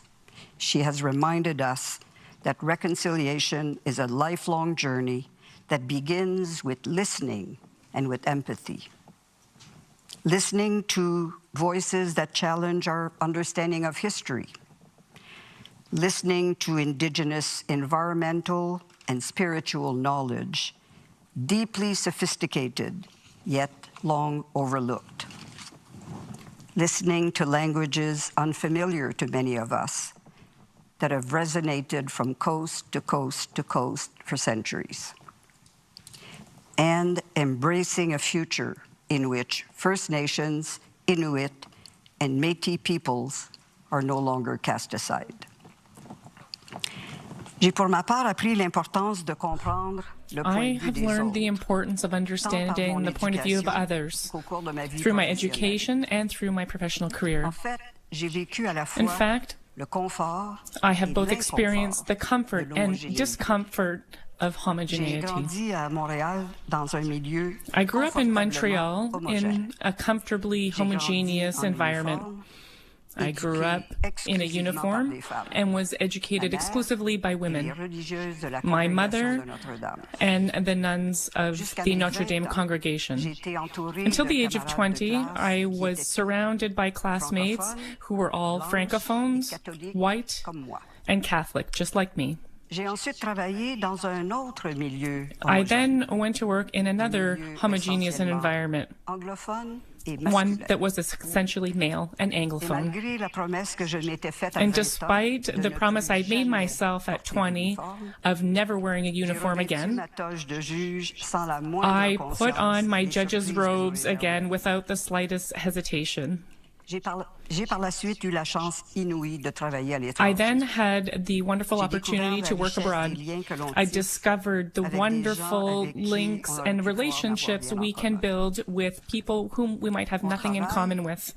tant comme juge qu'au service de la communauté I worked as a internationale, judge in the international m'a exposé à une community, grande diversité and this de work exposed me to a wide Il en diversity of va de même pour le perspectives. privilège d'avoir vécu The à same l'étranger thing goes for having et had the d'avoir privilege travaillé of dans des living pays très abroad différents and du working in countries very different J'ai from connu des Canada. régions marquées par la guerre et la I pauvreté, went to regions marked by war and poverty, and where people aspire, like we all do, to live with dignity, in peace, and et safety. j'ai toujours été saisie par le fait qu'au And I fond, was tout est une always question de point de vue. impacted by the fact that it's all a matter I of remember perspective. standing outside the United Nations headquarters in New York in the 1990s, confronted with my own biases. I came across a group of Chinese tourists, and I asked a young woman about her impressions of New York. She replied, "It's so old." I was surprised, and then I realized that I had been projecting a story onto her, imagining her as coming from a civilization of centuries-old splendor and gazing at a vibrant city in a younger country. In reality, she was more likely born in futuristic Shanghain or Shanghai, glittering metropolises of glass towers. So there I was, looking at New York, looking at her, and making assumptions. Perspective is everything. Je vois le Canada avec le regard de quelqu'un I qui see l'a connu Canada de from the près perspective comme of de loin. someone who has known it from close and from afar, but always with Un admiration. pays qui n'a pas peur de se A réinventer. country that isn't afraid to reinvent itself. Notre avenir et notre projet commun. Our future and our common project is a project that requires us to reconcile the multiple perspectives that shape our collective identity. We do not all share the same understanding of our history. We do not all share the same origins. We or our ancestors come from different regions around the globe. The people have always traveled. I'm thinking of Inuit family who have always been traversing the vast territory of the Arctic. And humanity has always sought to go further, to push the boundaries and to keep going higher, as our Canadian astronaut Jeremy Hansen did this year in going into space.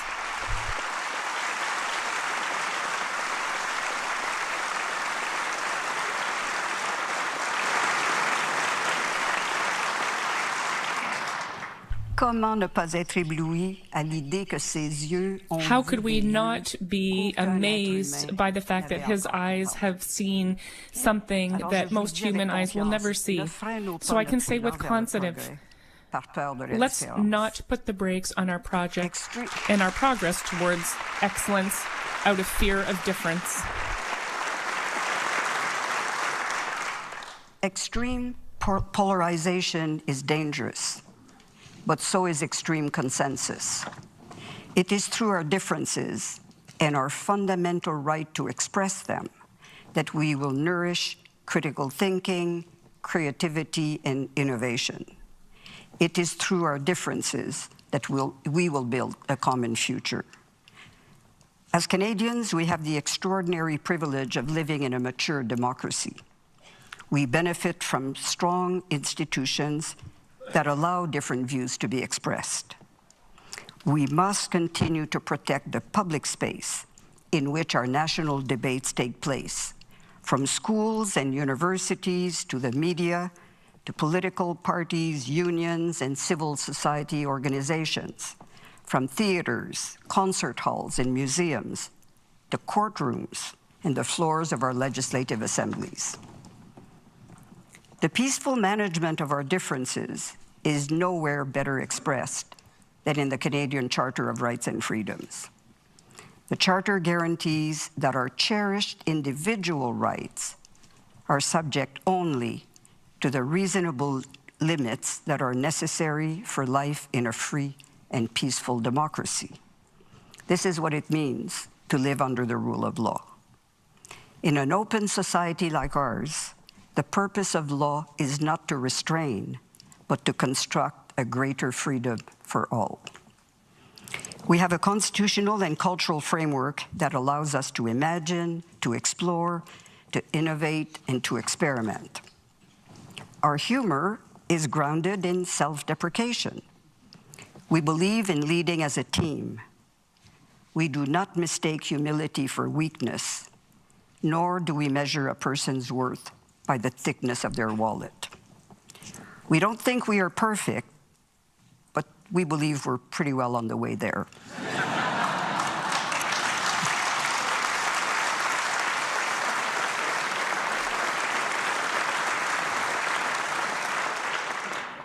We have a remarkable capacity to pause, to examine our failures, and to learn from them. And when we do, we seek to understand, not just to blame. And we know that we're not yet doing enough. Not enough for each other, let alone for the billions around the world who look at us with justifiable envy. Our country covers nearly 7% of the world's landmass and holds 20% of its fresh water, and yet we make up just half of 1% of its population. We have the talents and the resources that the world will need most in the decades ahead. And young Canadians are citizens of the world. They're well-educated, with both deep climate awareness and remarkable digital literacy. And yet, not all of them are able to reach their full potential as they face the headwinds of inequality. In that, we are failing them, and it is our shared responsibility to correct course.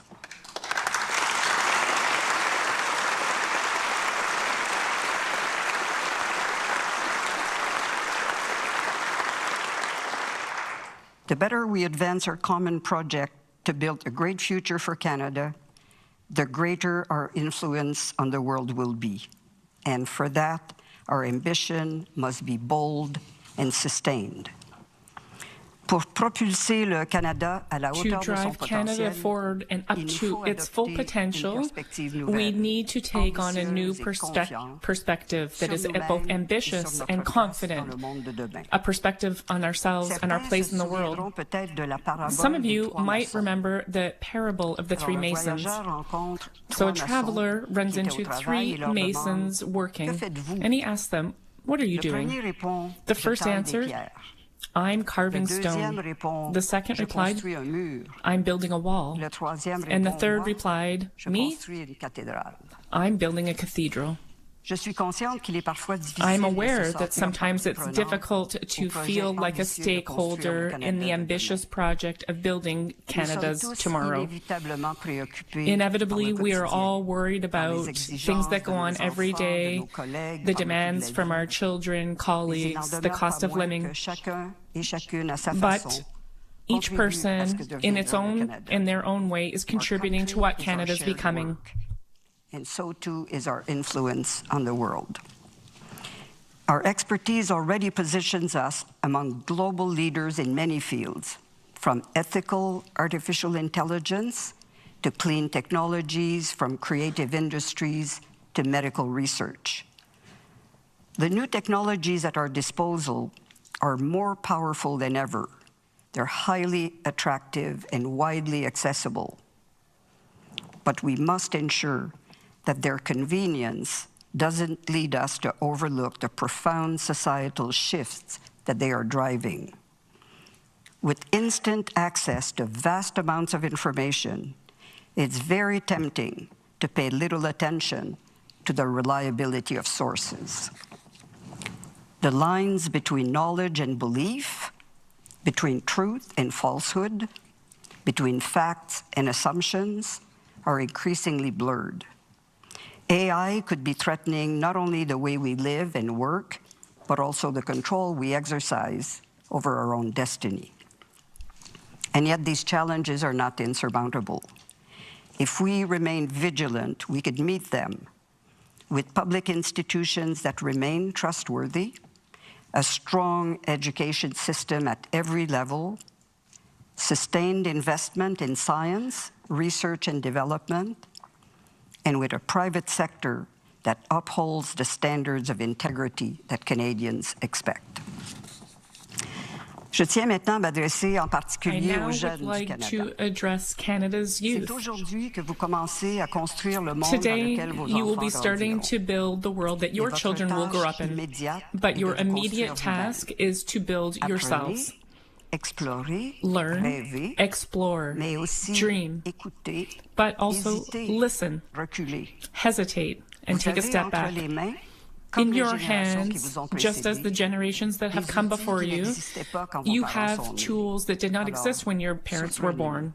So surprise Et ne us. sous-estimez pas la chance que And vous don't avez de underestimate grandir the ici. chance you have Même si to be vous êtes growing up here. préoccupés à juste Even though titre you might be par les grands rightly enjeux de so notre époque, worried by the big la challenges santé of our de notre times, planète, the health of our la planet, distribution inéquitable de the la unequal richesse, distribution la of violence wealth, des conflits armés. and the violence of Faites-vous armed confiance. conflict. Le Canada vous But offre trust in une yourselves. grande liberté Canada et gives you d'immenses great freedom and enormous possibility. The world is watching. It's watching the country that we're building together. Former United Nations Secretary General Kofi Annan often spoke of the three pillars of the United Nations: security, development, and human rights. And he always stressed that there can be no security without development, no development without security, and neither development or security without the protection of human rights. This is as true in Canada as it is everywhere else. As we undertake major initiatives to strengthen our economy and to strengthen our security, and to grow our economy, including in the Arctic, we must remain attentive to the rights of those directly affected, and we must always ensure a fair sharing of both burdens and benefits. Our collective security rests above anything else on the trust that we place in each other. Of course, I cannot speak of security without recognizing the vital contribution of the Canadian Armed Forces to peace, stability, and security, both around the world and here at home when there are times of great hardship.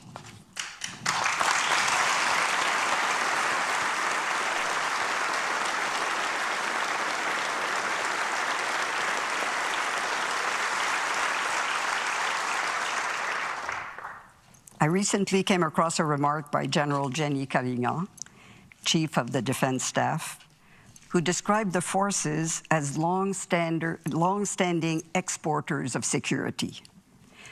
I think today these vital efforts are being complemented by a renewed focus on defending our own vast territory. À nos membres en uniforme, to our members in uniform, I would like to express my profound recognition for your service, your professionalism, and your commitment to excellence. I also support your families who share in the sacrifices required by this commitment. I'm very encouraged to see recruitment efforts bearing fruit with more Canadians from diverse genders, backgrounds, and perspectives choosing to serve. Significant progress is also being made within the forces to foster inclusion with dignity. Building on a proud tradition of respect and honor, this continued modernization will, over time, strengthen effectiveness and morale. It will also enhance your capacity by better reflecting the country that you're called to protect. It's a profound honor for me to assume the role of Commander-in-Chief of Canada.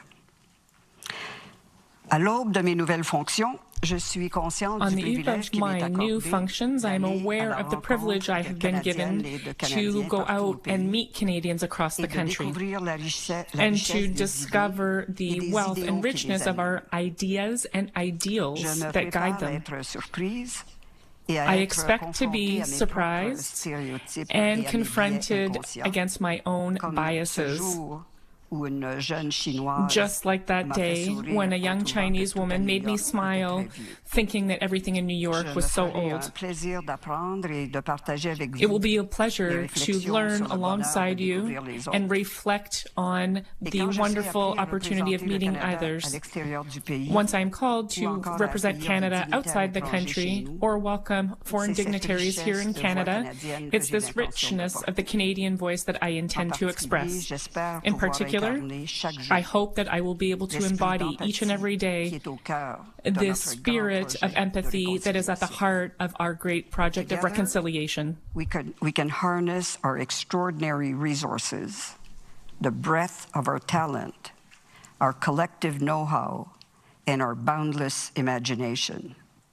The world is watching us, not to copy everything we do, but to draw inspiration from a country striving to embrace the future with greater security, prosperity, and dignity for all.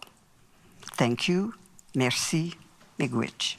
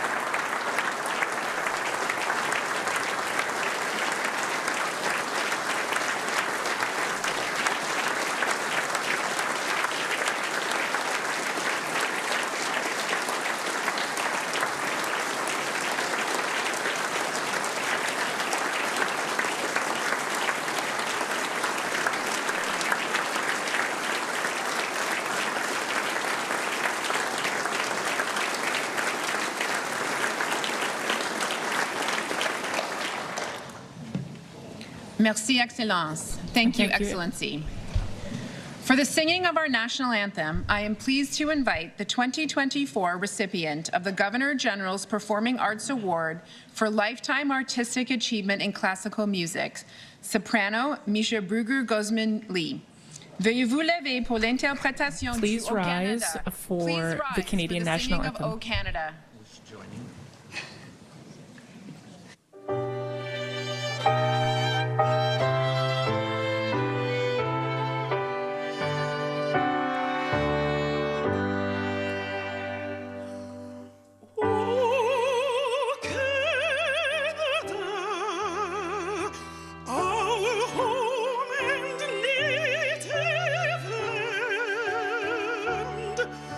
True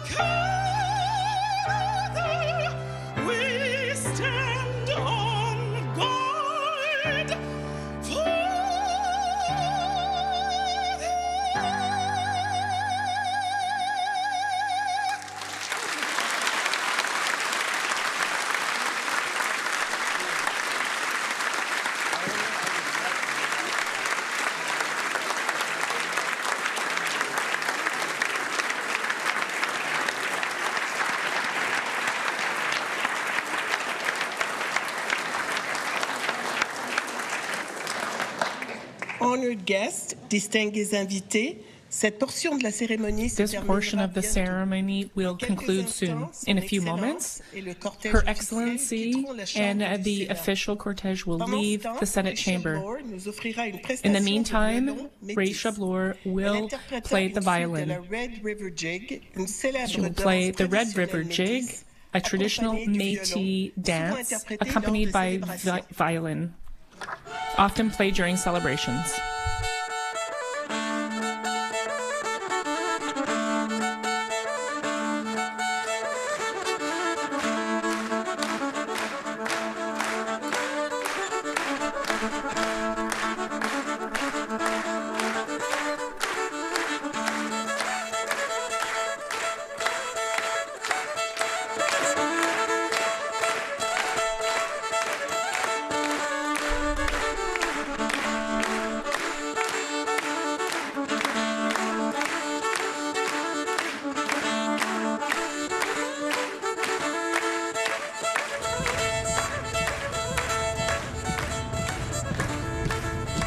And with that, former Supreme Court Justice Louise Arbour has officially been installed as this country's 31st Governor General. We heard from the Governor General upon her installation, as well as the Prime Minister. You can see him exiting the chamber of the Senate as well, both of whom emphasize the value of Canadian institutions like the Senate building that they're in right now, and a host of other institutions, and the value of defending them. They had a lot more to say, and they will continue now outside of the Senate to make their way to the War Memorial, which is just about a block and a half away from the Senate. We'll be there live when they arrive there. The new Governor General will lay flowers. I believe I can head to my colleague, Michael Couture, who's right next to the Governor General as she makes her way through the foyer of the Senate. Mike? Yes, just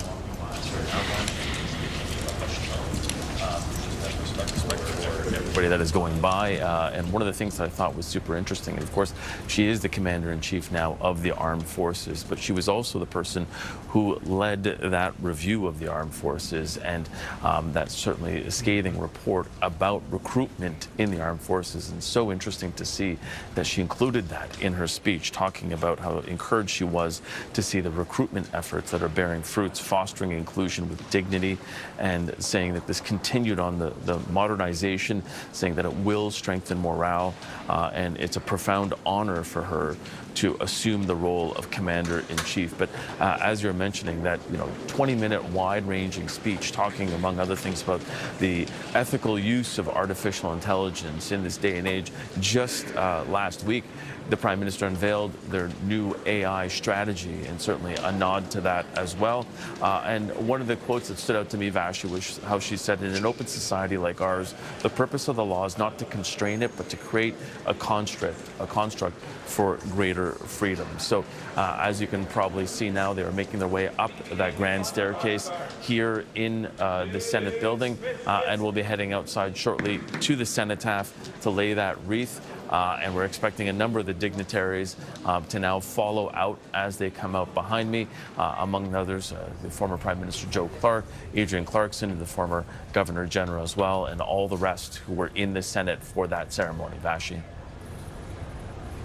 And I'm sure they'll be stopping to talk to you, Mike, and when they do, we'll swing back over to you. As Mike mentioned, the new Governor General, Louise Arbour, as well as a number of members of the procession, dignitaries like the Prime Minister and a host of others, are now making their way over to the War Memorial just behind me, where they will lay down a wreath at the tomb of the unknown soldier, of course, acknowledging, as the new Governor General did in her speech, her capacity as Commander-in-Chief of the Armed Forces. I watched that ceremony, and you are watching, I should say, special coverage of the installation of this country's 31st Governor General, alongside the Ottawa Bureau Chief for CTV News, Graham Richardson, and former National Chief of the Assembly of First Nations, current advisor to Faskin, Perry Bellegarde. A couple of things stood out. Love, Perry, to get your perspective, particularly starting with the Governor General's speech, which covered a lot of ground, as Mike pointed out, and didn't kind of shy away from the politics of the day, which I found interesting. She talked about security, development, and human rights protection.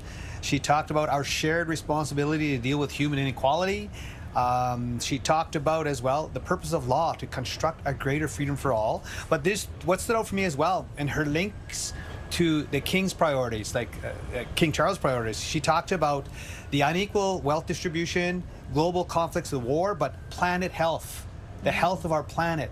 King Charles always talks about sustainable development and that very protecting well. the You know land him and very water. well. Yeah. While Sustainable Markets Initiative, he's bringing together the private sector to deal with climate change. You know, in the 30 by 30 by 2030, the net zero, you know, by 2050. All these things are important. These are the King's priorities.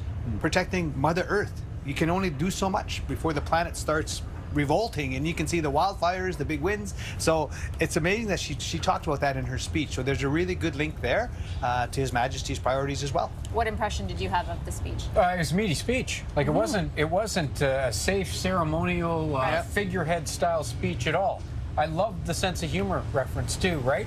We're not perfect, but pretty close to it. We're on our way. You know, Got a good laugh, she seems and a clear-eyed view of the challenges. You know, I heard her talk about shared responsibilities for expansion, right? So you can't just put a pipeline in without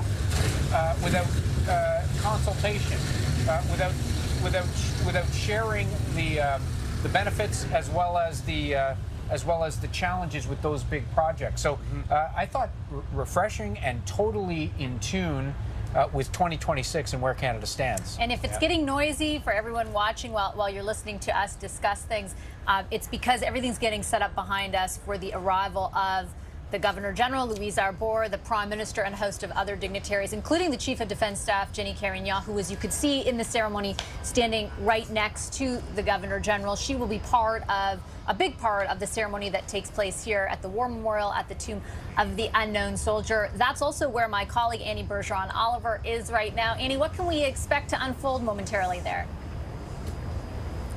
Hi, Vassy. Well, as you pointed out, the Governor General is going to be walking here to the Cenotaph. She'll get the chance to give her first royal salute now that she is officially Canada's Governor General. She'll get the chance also to inspect the honor guard, to walk around, show them, her in this new role.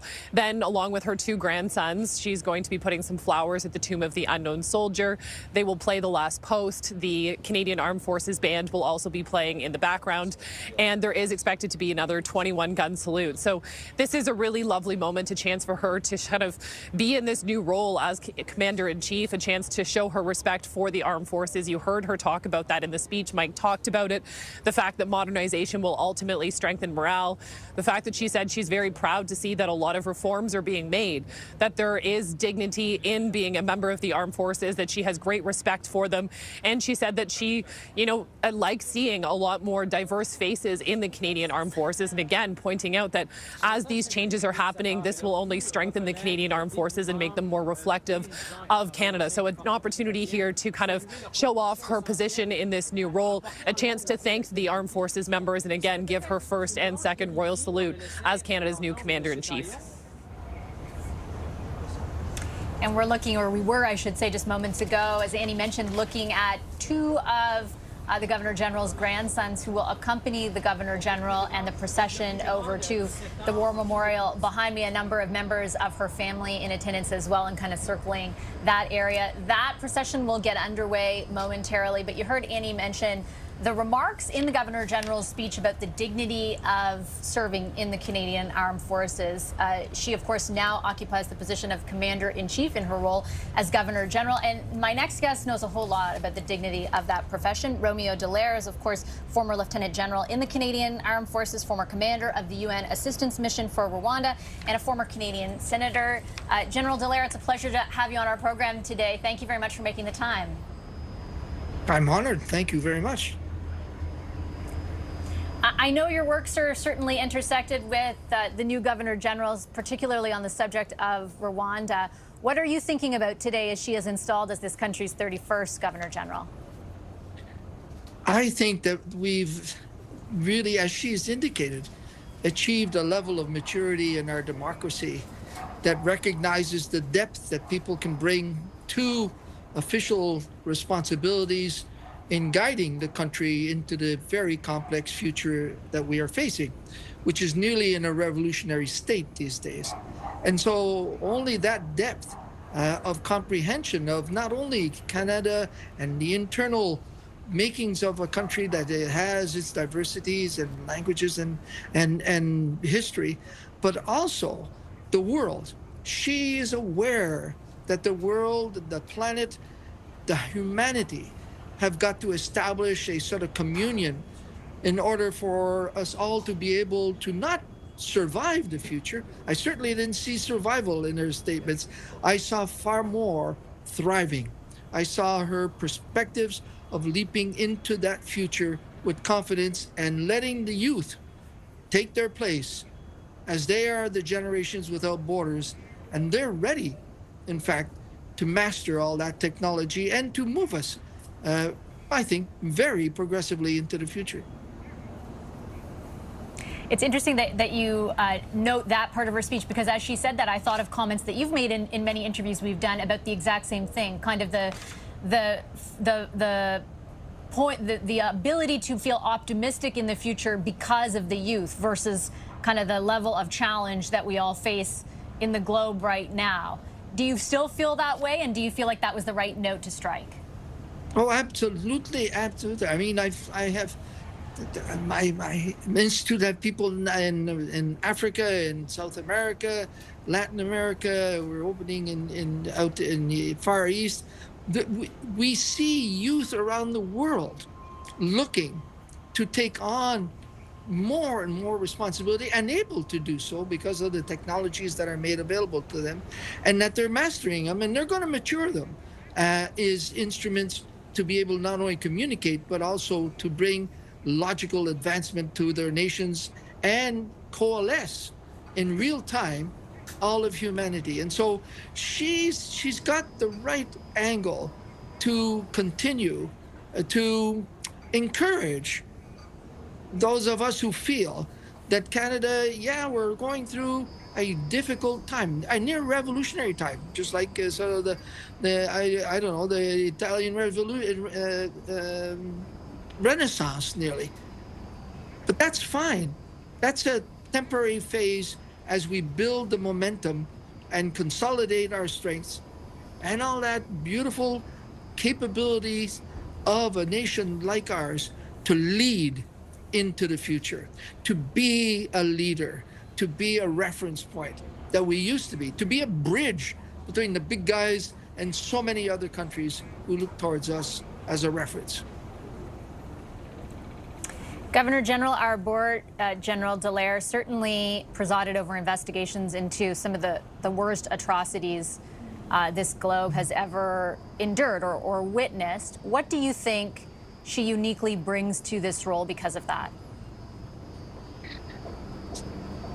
She will not be surprised and overwhelmed and held back in caution and fear of taking risks because she's seen it all. There isn't much that woman has not seen in the world, from the extremes of humanity in the positive sense to the extremes of inhumanity in the most horrific ways. And in my dealings with her, she's got a solid 2 feet on the ground.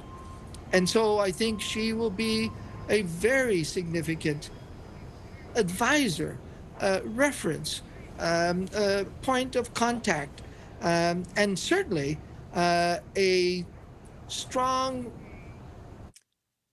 sense of leadership to the forces who are going to be in the front lines into the future of a very complex and demanding world and dangerous world. And so she will inspire the forces also.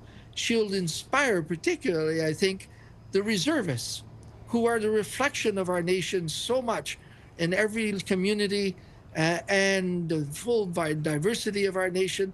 We are seeing that from the reserves, and they are the depth of the forces. And so I think that woman is the right person at the right time to be able to assist this nation advance in the future, not hold back, not fear of taking risks, not trying to survive what's going on, but in fact, to thrive and be a leader and to influence others and desire to bring others together. This is the most wonderful time. I will leave it on that note, sir. General Dallaire, a real honor to have you share your perspective on our program today. Thank you very much for making the time. Yeah, well done. Well done. Thank you, sir. Retired Lieutenant General Romeo Dallaire there as we await the procession over to the War Memorial of the new Governor General, the 31st Governor General of this country, Louise Arbour. She will do so momentarily. She and the Prime Minister, you could see in the shot that just aired, were signing the official documents to make official, I should say, the installation of Madame Arbour as the Governor General. I'm going to swing over to Mike Couture, who's in the same building where they are, the temporary home of the Senate. He's got another former Governor General who was in attendance at today's ceremony next to him. Over to you, Mike. Thanks for that, Vassy. Yes, joined by the former Governor General, as you said, David Johnston. Thank you so much for being with us. I wanted to know what you took away from Madame Arbour's speech when you consider how wide-ranging it was and everything that she touched on. Well, first of all, this is a wonderful day for Canada, and we welcome a wonderful woman as our new Governor General. When you think about one of the great challenges in our world today as we speak, it is the fragility of the order of the rule of law and systems of justice and respect for individuals. And a good part of her speech was really devoted to our own Constitution and our values, but also the peace, order, and good government, which has been a predominant value of Canada throughout its history. And when you look at her career, I can't imagine someone who was better prepared to deal with reinforcement of the rule of law. And bear in mind, the rule of law is not to constrain people, it's to permit freedom and to ensure that we live peacefully with one another. Both domestically, she has been so involved in complex institutions that reinforce those values. And on the international scene, she is really admired around the world for her work in various venues that have to do with systems of justice and improving. And I thought her speech was one of great hope and challenge in the right sense of each of us as Canadians to say we have a precious country and we are blessed. And we're all stewards of that to strengthen it for all of our citizens, but to be a beacon to the world as well. And one of the roles of the Governor General, as you know very well, is to promote that national unity. At a time when that might be challenged in a couple of provinces in this country, what do you see as her role and how she can continue to promote that? Well, I think she will be constantly looking at our constitutional principles and reinforcing those and speaking about them. And of course, one of those is freedom of speech, which is for various people to have their different views. But the wonderful thing about Canada is throughout our history, we've avoided extremes. We've always found ways to come together with concentric circles of reinforced values, and I think that will continue to be the great promise. But I thought her speech, as well as the Prime Minister's, was really filled with a sense of the excitement of Canada as we work even harder to make this a smart and caring country for all of our people. You're one of the few people who could give her advice on the role. On this first day, what would you say to her about cherishing this role and making it her own? Yeah, well, I would say take joy in what you're doing and great pride. And you are so well prepared to provide some very thoughtful guidance and some reinforced to all Canadians, and to recognize that each of us has the great privilege of making this country even better for all of our citizens. We appreciate it, and we appreciate your service to this country as well. Thank you so much. An honor. Former Governor General of Canada, David Johnston. I'll send it back to you, Vassy. Thank you. All right, thanks so much, Mike. That's our Mike Couture inside the Senate there, as he says, talking to former Governor General David Johnston. The other former Governor General in attendance today at the ceremony, Adrienne Clarkson, two former Prime Ministers, one of whom you heard just earlier on this show, Jean Chrétien, and then also former Prime Minister Joe Clark was in attendance. So we'll keep our eyes out for him. I'm sure Mike will be able to snag him any moment. There is the Prime Minister and his wife, Diana Fox-Carney, alongside, just ahead of them, Louise Arbour, the Governor General's two grandsons. They will accompany the new Governor General, that whole delegation, to the War Memorial, which is just a short walk from where they are right now. It's just behind me. In fact, we're about a block and a half away. They're exiting the temporary Senate building. It's the old train station here in Ottawa. The Senate, of course, relocated there because so much of Parliament Hill is under renovation, you could say, and will be for a number of years, so that will be home to the Senate for a while to come. And here is the new Governor General, the 31st Governor General, Louise Arbour, speaking to a number of the members of the delegation as she makes her way out of the Senate. She will then head over here to the War Memorial in her capacity as Commander-in-Chief. She'll be greeted by Chief of Defense Staff General Jenny Carignan as well. My colleague Annie Bergeron-Oliver is in fact just outside where all of this will happen. A number of different parts of the ceremony we're describing, Annie, including, as we watch the delegation make their way over, a 21-gun salute, the second of the day, in fact. That's right. There's going to be another 21-gun salute, so it's going to get loud in the city of Ottawa. And there's also going to be an opportunity for her to inspect the honor guard, as well as just to walk around and sort of see what the cenotaph is all about today on this very special day. What's interesting as well, Vassy, is there actually are dozens of people who have lined up here. It's a very similar formation to Remembrance Day. The roads are closed around the cenotaph, and people have actually lined up here. Dozens and dozens of people have been here now for about 40 minutes, hoping to just catch a bit of a glimpse of Louise Arbour, the new Governor General. And that was actually the same thing this morning.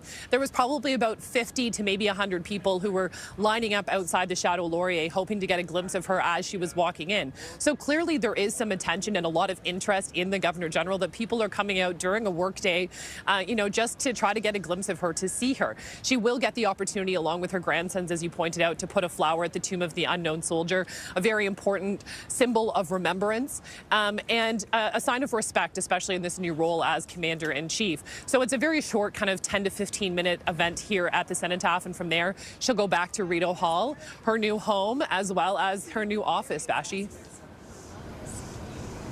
All right, thanks, Annie. And there is the Governor General, flanked by her two grandsons on either side. Right behind her, the Prime Minister and his wife, Diana Fox-Carney. They're all making their way here. Just behind us, in fact, to the War Memorial. Graham Richardson and Perry Bellegarde are sitting alongside me. Graham, it's kind of touching that, just as Annie was saying that, I turned around. There are so many people out here. We were speaking on the walk up here. Would there be, when the King was here a number of months ago, it was jam-packed. But I'm kind of encouraged that so many people even knew this was happening. And, I don't know if that goes to the notion that what the Prime Minister has talked about, what the Governor General hinted at, the challenging times Canada is in, and the fact that this, of course, differentiates us from the United States. By the way, the grandson's looking very sharp there. Come on. Big deal for them, eh? To be walking with the grandmother and the Prime Minister. And I just thought, like I say, whether it was a practical speech. It set her out, I think, on course to deal with some fairly substantial things. And how about Romeo Dallaire? There is not much this woman has not seen, both the worst and the best. And there she is greeting some of the public. She's right next to us at the very moment, Perry, and she's talking to people. And this is kind of a shot that doesn't show you, but behind us you can see just how many people have lined the streets. It's not a tiny crowd. There's a lot of people out, and I think that's really a really positive thing. They want to get to see our new Governor General. She's walking up the street here now, and it's one of public service. When you think of the Governor General, it's the highest public servant. And you're a servant of the people. In Cree we have a word, Vassy Kapelos. You're a helper or servant of the people. And whether you're a chief or a prime minister or a governor general, you're a servant of the people. And we want to lift her up and acknowledge her for accepting the role. And with her experience and her background, everybody's feeling she's going to do a fantastic job. With all the challenges within Canada, but even globally, she's going to be a strong advocate for human rights, just a strong advocate for the King's priorities of the water and the land to be preserved for future generations. It's just amazing. And she's just coming up the street now, and everybody's excited. You can just feel it. You're watching special coverage of the installation of the 31st Governor General of this country. There she is, Louise Arbour, just meters away from where we sit outside of the War Memorial. She'll make her way there right now alongside the Prime Minister and those two young men next to her, those are her grandsons. Perry, Graham mentioned, and this definitely hit me too, when General Dallaire talked about, they obviously intersected on the issue of Rwanda and the genocide that took place there. She investigated other atrocities. There's no other word for it. And just the fact that, he remarked how grounded, how her 2 feet are situated on the ground despite seeing both the best and the worst humanity has to offer. What did you make of that? Well, again, she made the comment earlier on about everybody can benefit from things, but share the responsibility as well. And when she has that experience of seeing a genocide, like she's seen and she's got that empathy, but then she also has that ability to take it into her heart and spirit and deal with it and find a way through it and make recommendations so these things never happen again. And her strength of character is shining through. I think we have a little audio here as the new Governor General and the Prime Minister greet both members of the RCMP and the Armed Forces. So we'll listen into that for a moment.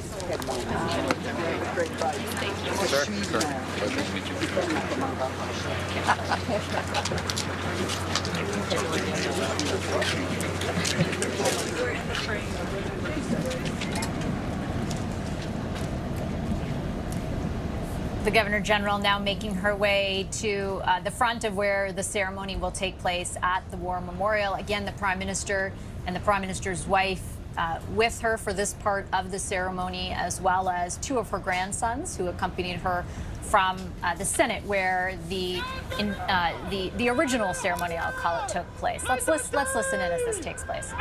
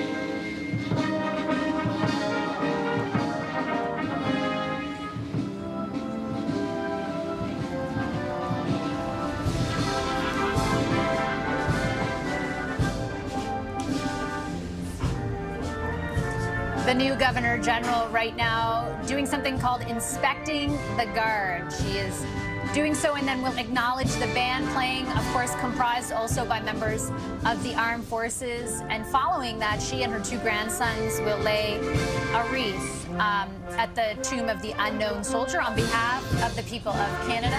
The Governor General serves many functions, but one of them, and one of the most significant, is as Commander-in-Chief of the Canadian Armed Forces. She is there alongside Prime Minister Carney and his wife Diana Fox-Carney and a number of other members of the official delegation. The RCMP is also represented here. And I will point out that you would have seen a flag at one moment on top of Parliament Hill. Today, the flag of the previous Governor General was lowered, and then I should say the flag of the Governor General was lowered, and then as soon as Louise Arbour was installed, it went up again, essentially to signify the installation of a new Governor General. Louise Arbour becomes this country's 31st Governor General. There have only been Canadians occupying the role, if you can believe it, since 1952. She represents the King, the Sovereign, right now in this country.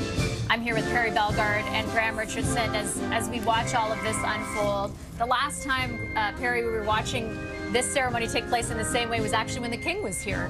Not too long ago, a number of months ago, where people also lined the streets to watch all of it unfold. What has struck you so far about this part of the program? Well, again, when the King was here, he came to read the throne speech, right? And he has that power to discuss and talk about the sovereignty of Canada, you know, and at that time we were referred to as the 51st state. And so I think he really was powerful in bringing us together and push that up. Now, from what I see here with today, there's still a sense of excitement. There's a sense of hope and inspiration with Louise Arbour being our next 31st Governor General of Canada. We always say, you learn from the past, you don't live there, and you provide more hope and inspiration going forward to build a better country. That's what I sense, and that's what I feel here. It's interesting because we have been talking about the context with Alberta and Quebec, but the bigger context is, of course, what's been going on with the United States, Graham, right? As Perry mentioned, right? This sort of threat to our sovereignty, economic or otherwise. Ceremonies like this, roles like that, almost take on a whole new meaning. I think they do, and I think they're more important, Vassy, when you have the leader of the free world saying you're not a country, saying, you know, you're not worth anything. It sent a chill up people's spines. People couldn't sleep. It was very, very unsettling, and it remains unsettling. And so what do? You lean into the strong institutions that you have, and the Governor General is part of that, regardless of partisan politics. No matter who was Prime Minister, I think the response would be similar. And the other interesting part of her time will be that reinvestment into the military. We need new fighter jets. Those were really loud flying over us.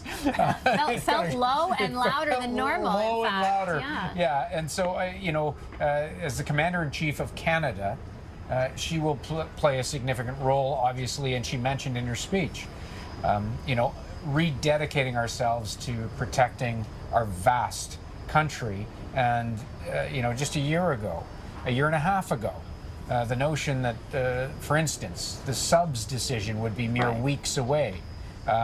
You know, there's been an acceleration of the urgency on that file.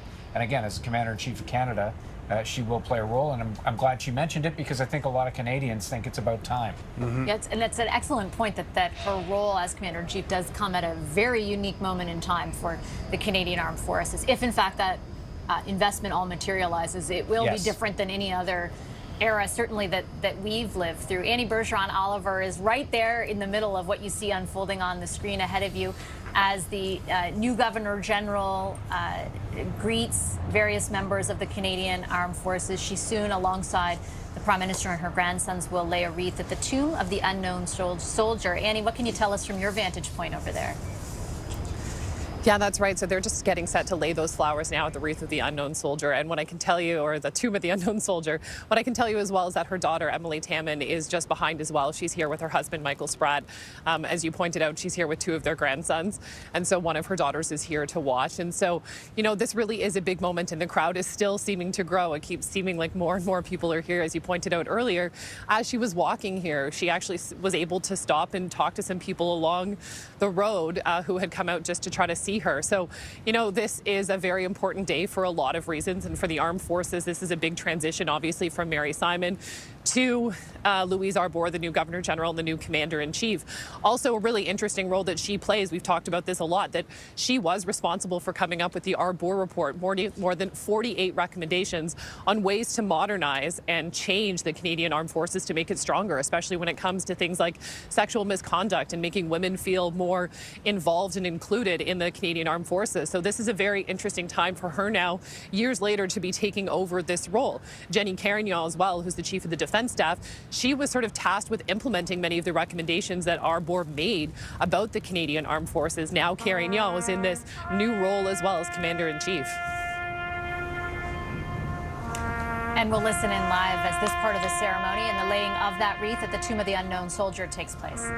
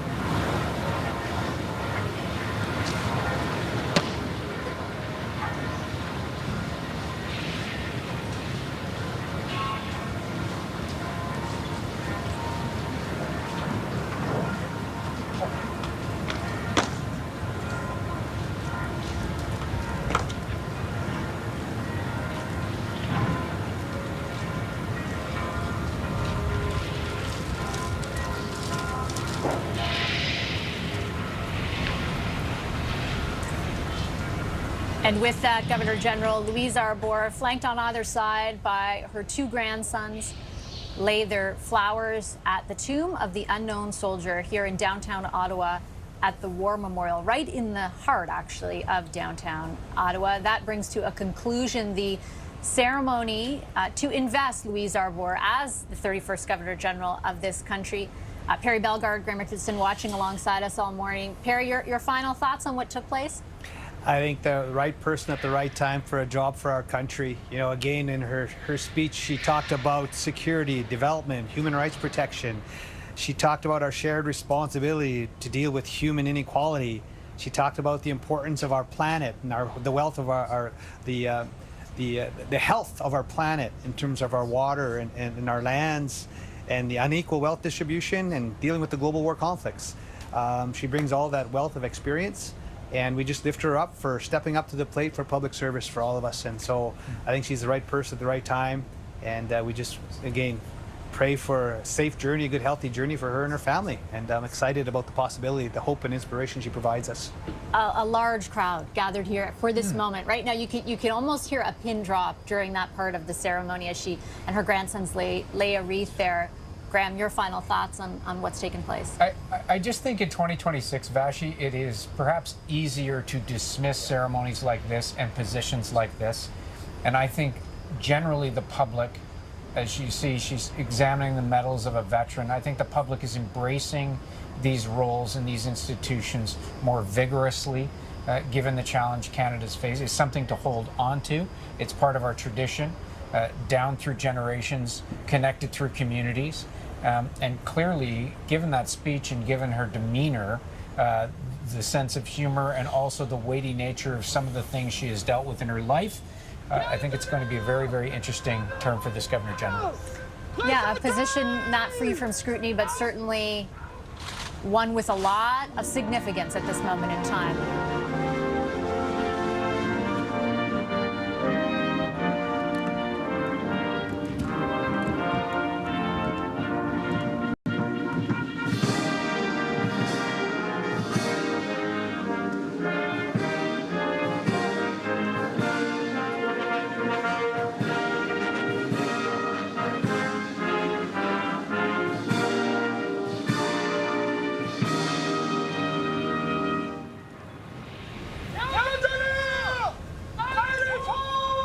And you see there the Governor General's flag now sitting atop Parliament Hill to signify the installation of a new Governor General. And a mix there, as you can hear from the Canadian Armed Forces Central Band, of a little bit of God Save the King and a little bit of O Canada to really represent truly what the Governor General stands for as the King's representative in this country, but of course also as a symbol of Canada. She is there alongside members of the Armed Forces and the RCMP, and then here shaking the hand of Prime Minister Mark Carney, who appointed her just over a month ago. In fact, that announcement was made. And here next to the Prime Minister, his wife, Diana Fox Carney, the Deputy Commander of the RCMP, as well as other officials from our National Police Force. We're going to leave our special coverage of the installation of the 31st Governor General there. It's been a true pleasure being with you all morning. I want to thank my colleagues, Annie Bergeron-Oliver, Mike LeCouture, and of course my wonderful co-panelists for their excellent insights, Graham Richardson and Perry Bellegarde. We're going to have continued coverage throughout the afternoon, reaction to the ceremony and the speech from both the Prime Minister and the Governor General. I look forward to seeing you at 5 o'clock Eastern on Power Play. Thanks very much for watching and have a wonderful rest of your afternoon.